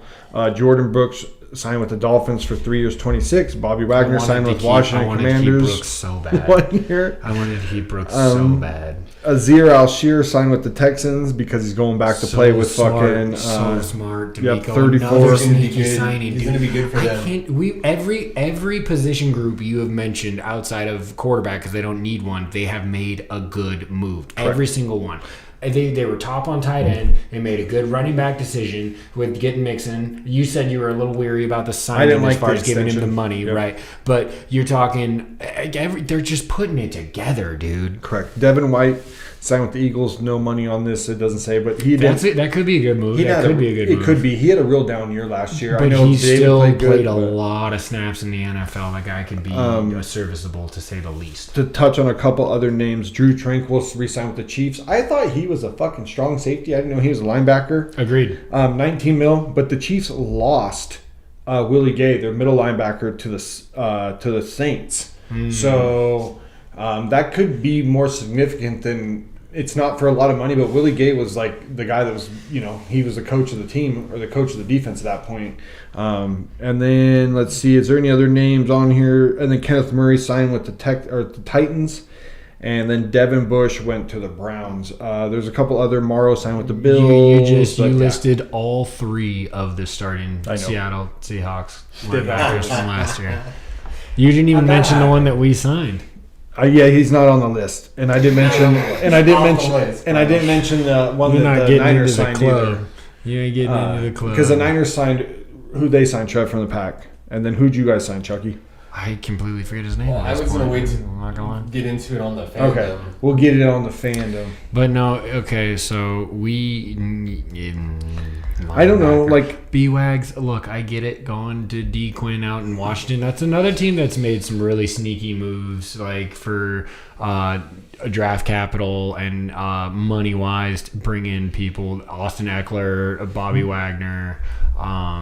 God, who else? There was a list of motherfuckers that I saw that had signed with the Commanders, to be fair. A lot of low keys. But Bobby.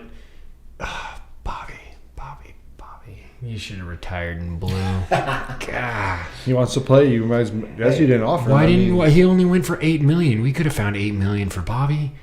I would find $12 million for Bobby. Keep Bobby in blue. That's what should have been my hashtag, but I'm a little late. I'm a little late to the party. I love you, B-Wags. I wish you the best out in Washington. I do. I wanted Al Shazier for like the last 2 years. It's true. I like how he's a downhill linebacker. He's at least first second down. He's not much of the cover guy, but linebacker wise, does Patrick Queen play as good with the Steelers? Not being next to Roquan, who's probably one of the best middle linebackers. He had a down year the year before. TJ, though. But TJ's blitzing, so he's not really, So I don't know what my favorite linebacker signing is. Honestly, they're all nice. I'm mad we missed out on a couple, like the Al Shazier, and I like Drew Tranquil. But I don't know if I love the Patrick Queen signing. I don't know how much Patrick Queen, it makes sense it fits the Steelers, but I like the Al Shazier. I think that's the best move. I really think that's the best linebacker signing, just because I think they're going to get the most out of him down in Houston. Well, he gets to go play back for his boy. He gets to go be comfy. Yeah. He gets to go do what he excelled at already in the league. Just and going downhill, dude. It's not to say that Tennessee didn't have a good... He played well with the Titans, but once again, bro, you're going... I do respect Tennessee has taken some swings. Now, we're going to see if they work out, and I think the overpaying of Ridley was a little crazy, but if it does work out, then I'll eat a turd sandwich on that too, I suppose. But once again, we've spoken on this across all sports, across all of our teams. Take some swings, right? You can't just sit stagnant. So Houston is swinging. Look at the team on my fucking sweatshirt. Yeah, well, they don't take a fucking. They don't even carry bats. Life. They don't even carry bats to the batter's box anymore. They just stand there. Fucking assholes. Yeah, dude. God. Let's jump into the cornerback signings, which this is another one that I think kind of shows that there's a lot of good capital coming out, because you look at Jalen Johnson got a big contract, 4 years, Chicago. He stayed. Yep. L'Jarius Sneed's tagged at this point in time, 19.8. What happens there with giving Jones the bag? You don't have the ability to really give him. So does he just play on the tag? Or you're hoping somebody gives you a first or second for him. So basically, he plays on the tag. You wait. If he plays awesome, and then you maybe tag him next year because you don't tag him again. The money is to be too crazy. It would be insane for a corner. I think you're hoping. I think you're hoping you get a pick and wishing. I think you're hoping you get a first from right before whatever date it is. I don't think a first is coming their way. I don't either, but I think that's your hoping. The ones they've always been coveted, but they are not flying the way that they used to. Ones used to move. LA used to love throwing ones out, and we probably would have been okay with the Brian Burns ones, but we haven't heard anything else out of except for the Minnesota trade that just happened with the Texans. And that was like a pick swap type deal. Yeah. Since you brought that up, the Vikings trade their second round and their sixth round and a second in the 2025 draft for the Texans' first and seventh. They didn't even get it was kind of a weird trade. I didn't understand. It's a package move. It's a package move, though, to have 2 in the first, for sure. The Texans get more second-round picks. It's just the Texans getting more. I was like, well, why are you... It's their back-end pick. Yep. They still have a number. God, dude, whoever their GM is, man, fucking golf clap, dude. After that, you got... Kendall Fuller signed with the Dolphins, which I think that does. Well, they cut Xavier Howard, and I think that's signed yet, right? No, he hasn't been signed. I'm hoping. Him and Stephon Gilmore are still not signed, and I'm hoping one of them is wearing silver and black. After that, there's just a lot of backup corners. Dory Jackson hasn't been signed. He's got to be aged out at this point, right? Jeff Okuda signed with the Texans. That's another move. Okuda from... I've given up on Okuda. It's purely name and draft position at this point. He never did a whole lot across all of the opportunities he's been given. Close to my heart. Close to my heart. Meek Robertson signed with the Lions. Good job. You're getting a hell of a slot corner and a kid that's going to come up and hit running backs. And he's a Dan Campbell kind of guy. Yeah, absolutely. I was kind of disappointed we didn't get him back. I liked him. Other than that, there's a lot of cornerback movement, I guess, but there's not any of the other big dudes that got signed. I think the safeties actually... The safety market was bonkers there. It went quick. Oh my God. Do you guys have a favorite cornerback move? I mean, other than just the big guys, is there anything else you guys want to touch on the cornerback market? No, the other ones will fall, but it'll take a little bit. Probably maybe after the draft. That's what I'm wondering. I'm wondering the Xavier Howard and the Gilmores are after the draft to see who gets... Because there is... They're not. Xavier Howard can give you all the downs. I don't think Stephon Gilmore can play 60 downs of defense anymore. He's still a heady competitor. Great for the position group. Great to have in the locker room. You want him playing 60% of the snaps, not 100% of the snaps, right? Correct. And I think there's 5, maybe 6 first-round corners. There's definitely 5 first-round corners. That's a lot. And there's that's great. There's top-heavy second-round guys with Lassiter, the kid from Georgia, Ragnar from Missouri, the one I have you guys taking at the end. He could be a top-end second. So you have... I think that's also kind of showing is waiting, the Gilmores and the Howards are going to wait till see where these guys fall, and then somebody will reach out like, hey, we didn't get our dude. We'll go get here. What's up with that safety market, though? Everybody got cut. Who got signed? Well, Byard signed, right? Winfield tagged 17. He's probably the highest. He's probably the best out of, right? And I think he's a Super Bowl champ. He's definitely a consideration. Kyle Duggar is pretty good. He got tagged by New England for 13, which I thought he plays pretty good in that system. He's a tool guy. He's a gadget guy. Exactly. Then Xavier McKinnon was 4 years for 68 with the Packers. That's a lot for a safety. He's good, but is he? I don't know. How old is he? I think he's younger. He's young. He's only 25. He's 24, 25. Yeah, he's younger. Geno Stone signed with the Bengals for 2 years. That could be a big deal. They need help on that back end in Cincy. They also signed, I'm pretty sure, the guy they used to have. It's not on here. Didn't they re-sign Bell too? Von Bell. Oh, that's right. Von Bell did re-sign with the Bengals. That is very true.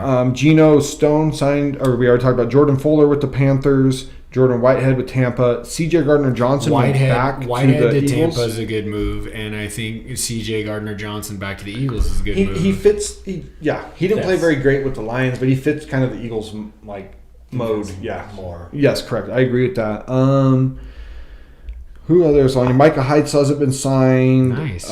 Brandon Jones signed with the Broncos. Taylor Rapp re-signed with the Bills. They kept him over the other guys they dropped. Those guys still haven't been signed. Davis. Well, he was younger and cheaper. I mean, I don't blame him for the move. And Kevin Byard, that we thought was a good move the Eagles last year, shit the bed. He re-signed with the Bears. So I don't really know what to make of that because he was good with the Titans. He was awful with the Eagles last year. I wouldn't say awful. Not awful, correct. Not awful, yes. He just maybe didn't fit the system. I don't know. He just didn't look great. Well, and you're also going to lose a step. He was... That whole mojo, you guys...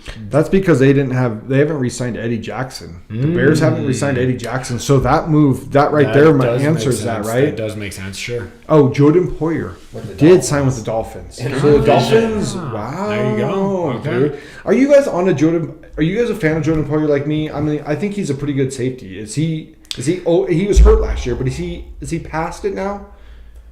good hit. I'd still put him. He's definitely, I think, one of the better safeties. I think he has more to do with now he's a hitter rather than a defender, So, which is fine if he fits the scheme and you can use him as such. But like he's not the rangy like you cover the backfield kind of guy anymore. But he's a monster. I don't want to get hit by Jordan Poyer, never once. You know what I mean? Julian Blackman's still not signed either as an upper safety. That's a big deal. Yeah. The other one is Tayshaun Gibson Sr. isn't re-signed either. So there's still that was yours, right? He was a Niner. He's our guy. We might re-sign him, but if we do, it's a backup position. It's clearly so there might be a guy so you're just dangling. You're just there might be a team that wants to pay him to start. Sure. So that's the positions, boys. God, dude, there was so much free agency on that bone. We got one more beer to drink. Y'all need to hurry up, man. I got this cookie stout sitting over here. Do you guys want to just roll into fandom, or do you want to finish these brewskis and take a break and then come back to fandom? What do we want to? We need to beer. Yeah, let's just keep it rolling, dude. I think. So, are we gonna just give some love to the fandom on like our teams, or have we covered that enough? Or because I'm also wearing. Okay. So we can just keep talking. I know we clearly have, yeah. No. I don't know. It's a kind of a free agency pod. Let's just stick with it. Okay, I got one. What's your favorite move that's not your team? What's the scariest move that affects your team? Ooh, God, okay, this is good. The scariest move Hold that on, affects give your us team. one at a time. Okay, what's the favorite move that's not your team? Okay. Go, Chuck. Favorite move that is not my team, I think we were very high praise on it, and it bothers the shit out of me that it's Christian Wilkins. Thanks, pal. Like, it really does. I mean, Kirk Cousins hasn't won enough to make that big of a splash in Atlanta. I get the weapons around it. Christian Wilkins is coming into a proven defensive line with a defensive coach with a team that's hungry to make a fucking difference. That shit is super scary. When you look at the numbers, too, that's what I was going to touch on in my fan. When you look at the numbers, which is so crazy, right? Like, you fire your head coach and your whole defense changes. Why was the head coach affecting what the defense was doing? Because he's a piece of shit of a head coach. That's fucking why. It's so trickle down. It's trickle down. So fucking eye opening.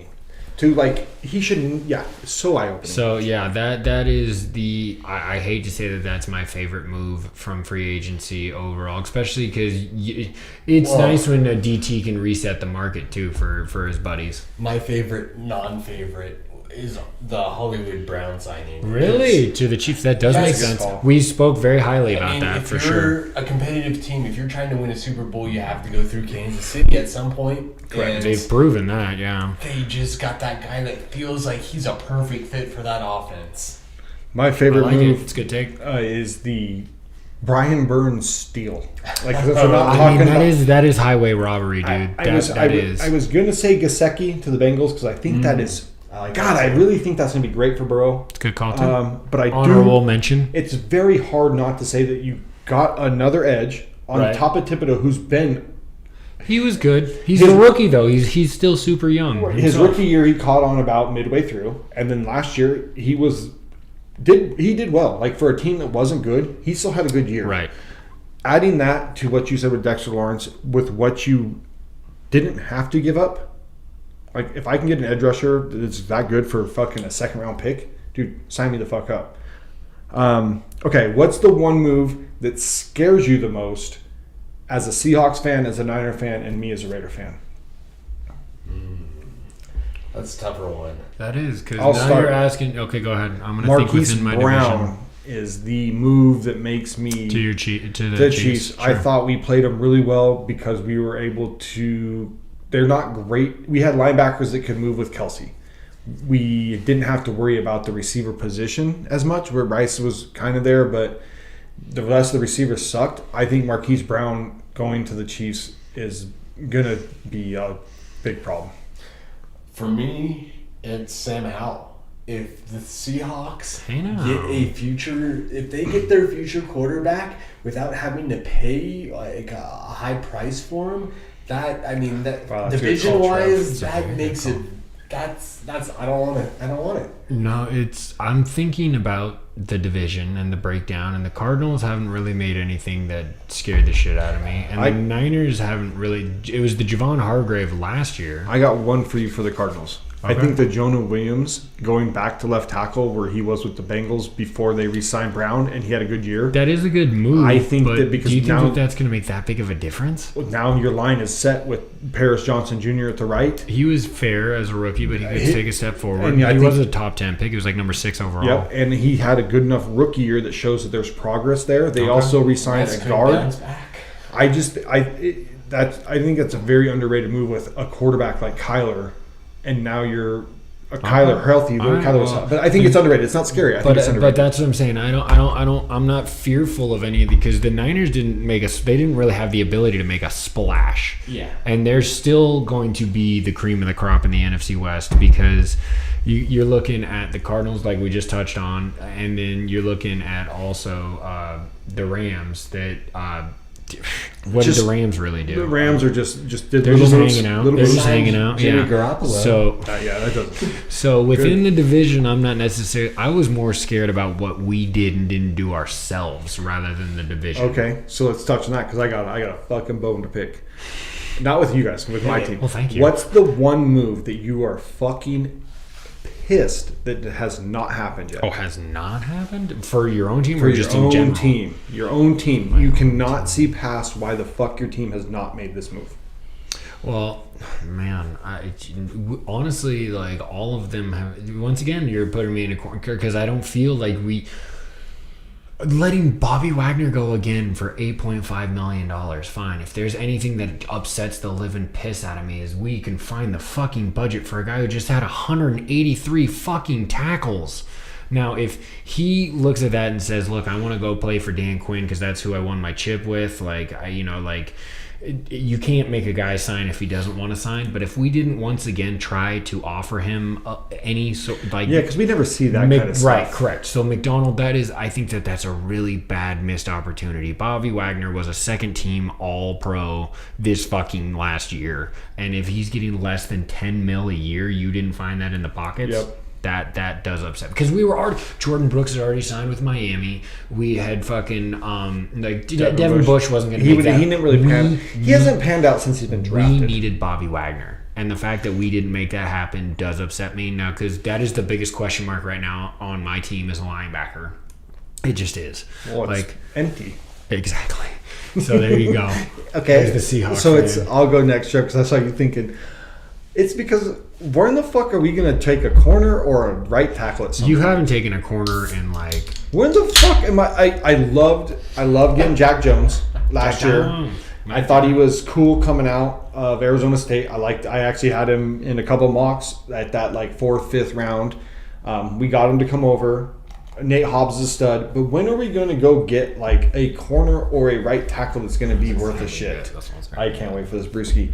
So those are my big miss, and I know that Michael Alanu signed with the Patriots, and we missed on Jonah Williams. But seriously, fuck, we have a left-sided line, and we have literally no right-sided line right now, which makes me very nervous. I was telling Trev, is it because we're going to take a lineman at 13? But then are you going to trade back up for your quarterback, or are you set with the Gardner Minshew thing? So I'm a little bit hot about the lineman and the quarterback thing. A little hot. For me, it's Eric Armstead. Chuck was talking about players you lost. He was our Walter Payton Man of the Year, like consecutive years. He's been a pillar in the community. He's been great when healthy. And he's great. I feel like he's great for the team. And not being able to find the money for him, I was a little bit confused by. I mean, I kind of understand, you have the injury concerns, and we drafted young at that position already. Dre. We've brought in some people that, make it, I guess I can see it from a business side. But he just seems like he was really good with the team, and to lose him it hurts a little bit. Before we talk about the next question, what are we drinking? Weldworks Brewing, y'all. God damn. Speculous Cookie Butter Milk Dude, Stout. it smells so Keep good. cold, drink fresh, dialed in beer. 7.1%. Baby. Oh, I didn't Dude. cheers. Sorry. That You was so fucker. Good. Sorry. You son of a bitch. I'm reading I thought these Trevor facts. was drinking I it, swear too. to God. just Oh smell my it. God. I feel one of the commandments of this Betrayed. pod has just been broken. A2 Brute. Like, I feel like I just got stabbed in Cheers, the rib. boys. Don't you cheers me. That glass is tainted. Did you drink? I'm Oh, you cheering. already tainted. You touched a tainted glass. I love It's you delicious. guys. God damn it. I'm sure it is. You asked me for beer facts and then you're like, I'm going to drink. Ooh. God, that's the best beer we've had all day. God, that's so full of flavor.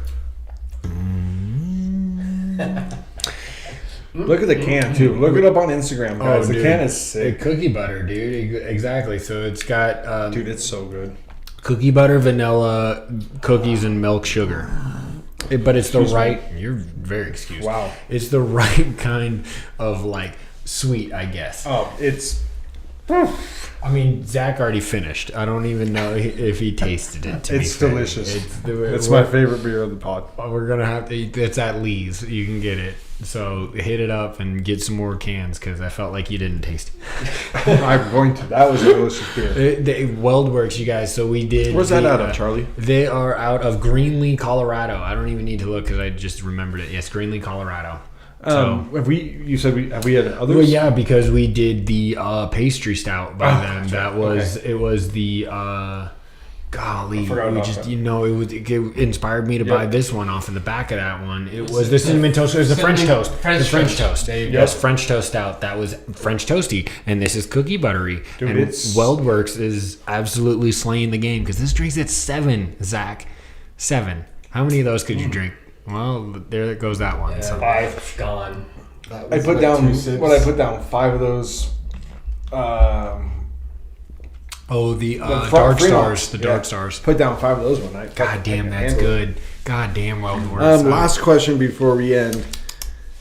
Now that free agency, I know Charlie's already kind of talked on it. I've kind of touched on it. Let's touch on it again. Now that free agency's kind of not over, but a lot of the moves have been made. What is your first 3 hopes of the draft? Now that you've Oh, we're kind of back on this for sure. yeah, Our now, team or for your team? For your team, what is your because This is now you've basically started like your a roster, fandom, if you will. You've kind of filled your roster, right? You've Sure. made moves. Floyd, Charlie got Leonard Williams.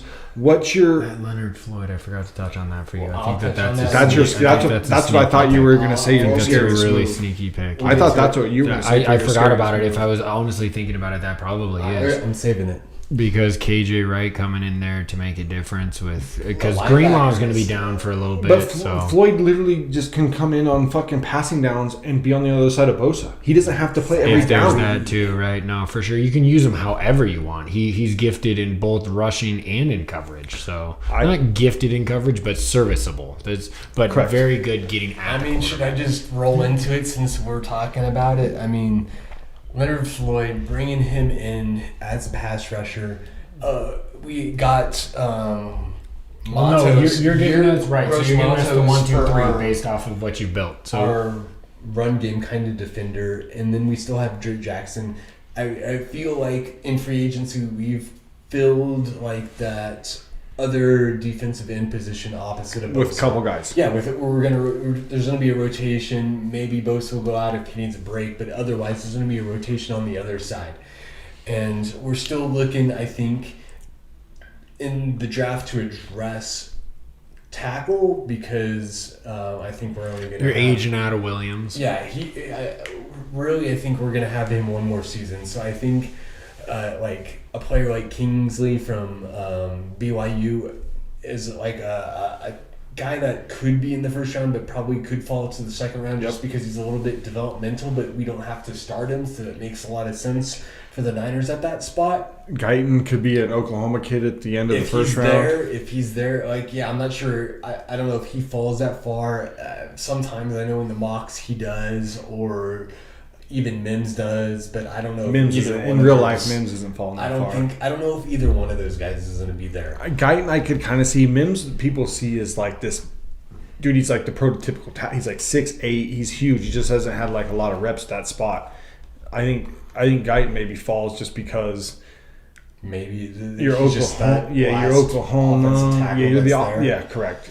And then the other spot would be D tackle. Like we lost Armstead, we talked about, and Kinlaw. We have Hargrave, but we're definitely looking to get younger there. I'd love to get one of those D tackles out of Texas. I don't know if we're gonna be in position to get him. You get Sweat at the end of the second round. I hope so. I hope that Murphy's done in the first.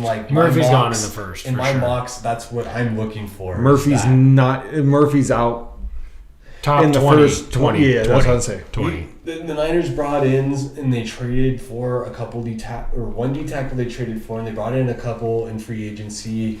But those guys just seem like guys that they can play if they have to, or they're good enough to take snaps. But long term, I don't know if any of those guys is the play. I don't think so. What about the CB position, bro? That's the last position I was going to touch on. Is yes, we want to get a little bit better. I like what we got from our cornerbacks last season.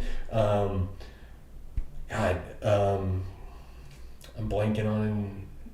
Kyrie Jackson, Oregon, is that who you've taken him in a lot of mocks? I know you've taken him late. Yes, he's who I like just because he fits like that big kind of lanky corner that fits well in the scheme that they want to run. You know what's very interesting about the cornerback class? I look at this shit too much. There's a lot of dudes that are 6 foot plus. It's kind of changing. Like, I think that bigger. I don't want to give him credit. Charlie's fucking Legion of Boom has kind of changed the way that cornerback class is looked at, with like being physical and being like a bigger corner. Like, you had bigger corners at that point, you know. We did. And I love the bigger corner. Brandon Bowner. Yep. Obviously, Richard Sherman was long and rangy. He wasn't big, but he was long as fuck. He was long. Even the safety Cam Chancellor, Earl Thomas was more prototypical. He was like 5'10", 205, 210, but he hit he was a homing missile, dude. So he had some of the best hits you'll ever see in a Seahawks. And when you look at this cornerback class, you have a lot of Mitchell's over 6 foot, Arnold over 6 foot. Nate Wiggins over 6 foot. I'm sure it's like a changing. Well, because kids are probably coming out and seeing how thick it is at wide receiver. And they're like, yo, I can go play cornerback, and I'm 6'2", 6'3", buck 95, 205. Still move. Still like a wide receiver. Yep, still run my 4.4 40s, my 4.3 40. No, it's smart. It's a really interesting thing to like when I'm looking at stuff that the cornerback classes seem like they're getting taller. So sorry, Trev. No, keep going, brother. Good. No, that's kind of how I wanted to wrap it up. It was just. That was the last position I'd be looking for. It's offensive line, it's defensive line, and most important positions. I mean, the Niners have you can always improve the trenches. It's the two most important positions. If you can't get the prospect at QB, if you can't get the QB dude line all day, I don't care if it misses on draft day. If you draft on the line, I'm happy. Correct. Like. It might not work out, but at least it's not, a safety, a corner. Correct. Like, even though Witherspoon, I love you, dog. Spoon was a fucking legit pick at number 5. The value definitely is on the line. Agreed. You want to go next, Charlie? You want me to go? I'll give him real quick. I'm gonna go. Because I'm not this draft. I'm be quick. Me too. Because I'm super nervous because I don't know what this regime is gonna do. Like I'm nervous. That is true. And Schneider, I think so. Here's what I want Schneider to let McDonald pick his guys, because Schneider has been building a Carroll team for 14 years. So now we have to build a McDonald. Didn't Pete always have final say though? He sure did. Does Snyder have final say? So you want your coach to have final say? Correct. In drafting, absolutely. Of how you want to style. Schneider is a politician. He's a shake the hand and kiss the baby. He's fantastic at it, but he's not the guy with boots on the ground. I'm sorry. Like, I love you, Schneider. I'm not shitting on you in one little bit, but you fill a role that doesn't... Like, McDonald has proven during his ascension that he has an eye for talent and how to bring out the most in them. You let him draft accordingly, and it's very easy. Offensive line, we've already touched on it. Offensive line, we got to find a fucking linebacker. And I would either, like... If we could find a tight end somewhere in 2 to 3 if he's there, or a safety at 2 to 3. So... definitely offensive line first round, linebacker and or tight end in the second round, and then safety in the third round. I am. I'm scared shitless of what my team's going to do. I am. The Minshew signing made me very nervous that... What do you think you're going to do? I don't know, dude. I love Pierce as a coach. I'm very nervous that the quarterback position has been taken off the board. I think so too. I really do. But he's talked about not wanting that stop back quarterback. I know, and that's one of the quotes I brought up 2 weeks ago, dude. I think one of those guys on the roster who is not a stop back quarterback. Both of them are. Look like it. Both of them are. We've seen it. Like Gardner can do what he can do. He did it under Shane, right? I thought he re-signed with the Colts because of what he did with Shane. Yeah, I really did. That's true too. But at the same time, he wasn't going to get the starting position because Richardson was going to come back healthy, and he's QB1. So it makes sense from the idea that he is competing for a starting job. He wanted that. For him, the Drew Lock signing out from Seattle. But for me, it's just, dude, it scares me shitless. I know we need it, and I think we talked off pod. It makes me nervous because we have not gone after a right tackle. I love a right tackle at 13, but there's no guarantee that you get... The right guy's going to fall there. Well, I think it does, because there's two of them. Okay. I think you get a great right tackle at 13. Okay, so then why not? Because I'm nervous that you don't get back up to get the quarterback. There's not. Well, you're not gonna. You're not gonna. Right. There's not a dude after Penix. Rattler, Pratt. I like Jordan Travis as a college quarterback. He's still got a heel, right? Joe Milton can throw the ball fucking 300 miles. That doesn't mean shit in the NFL. I am so nervous that if you do the right tackle at 13, which I would love, that you can't get back because of the Vikings, the Broncos both need quarterbacks. We have no idea what the Giants are doing. We know 1, 2, 3 are quarterbacks, unless you're a fucking idiot and don't take a quarterback at 3, New England. It makes me very, very nervous. So, and I don't like overdrafting. I preach about not overdrafting. Player over position. I am very nervous that if you don't take one of the 6 at 13, you don't get back in the first round. You won't. You won't. You're right. You are 1,000% correct. That's exactly how it would work out. And that's how your team is kind of set up to go into this draft. Exactly. You're not. I'm so scared because of the Minshew because signing. you know what's going to happen, which is not what you want. No, you're going to get like what I want is 7th or later quarterbacks. What I want is Jamarcus Russell. No, I never wanted him. I would have had Adrian Peterson over him. The dream scenario would be tackle at 13, trade back up with 44. I don't even give a fuck. Give a first round for the fucking whatever, and get back up and get in the 20s and take the Knicks or the Penix if they're there. Quarterback. You're not getting. You don't have another first round, so you can't get above the Vikings, right? To get the Daniels or the May if they fall, they're not going to. No, none of that is going to happen, Zach. I hate to be the bearer of bad news. This is where your GM, every day. Your GM intuition is 1,000% correct. So right now, I think they go tackle or corner at 13. Your second round is the exact same pick, tackle or corner, and then the third round flip-flopped whichever one you don't draft in the first, you draft in the second. And then the third round, you're looking depending on the guard situation, or you're looking maybe at one of those linebackers like you. But that's what I think the Raiders will do. Right, but that's not what I don't think that's necessarily bad, because then if you do shit the bed this year, you have a super high pick this year. You're not going to. You don't know. You don't know though. And if with that roster, you're going to be in the exact same spot. The mushy middle. Nobody likes the mushy middle. 8-9, whatever the fuck your record is at 13, 12. Some bullshit number in the middle where you don't. And next year's class isn't good. Shadur's going it's 1. Definite. I don't know. He's an early favorite. There's a lot of college football that can happen. Shadur's going 1. Beck from Georgia's probably the second dude coming off the board. Riley Leonard can play himself into that. Riley Leonard could play himself, but we thought. He had a down year. Yeah. Well, Hartman, really. But you know what? He was the only quarterback who ran the 40, and shout out to that. Hartman, I had going to these guys in the 7th round. So that's what I think. I would love to go. So my picks would be offensive line, trade back up, get the quarterback, and then you take the corner in the 3rd round. No, but what are you actually going to do? The Raiders are going to go offensive line with 13. They're going to take the cornerback probably in the 2nd round. And they're probably going to go some type of defense player in the 3rd round. I don't think you should be upset by that necessarily either. I mean, I haven't had a quarterback my whole life, Chuck. Rich Gann's been with this quarterback, dude. That's kind of rough. He's not even. You had at least Russell, Rich Gannon. I was going to Russell say Wilson. my best quarterback was Russ. He did get us a chip. Wait, hold on. Wait. What about Matt Hasselbeck? I love Hasselbeck's my boy. I got a fucking Jones soda sitting in there from the last time I was in fucking Seattle with Matt Hasselbeck on it. He's a stud. We want the ball and we're going to score. That's the only thing. He's probably closer to your Rich Gannon kind of style. Like, sure, than Russ. He's good, but he's just Matt was good because he was with either way. We drank some really good beers. We had basically a free flow pod. This was just free agency, and like we're not going to touch on anything else. It's already 2 hours. So check us out on X and Instagram. Go grab some of these tasty beers. Listen to us, Spotify and Buzzsprout. The faces are on YouTube as always. End of season 1. That's 52 episodes. That's a whole year, you guys. We've been at it a whole year. So thank you guys.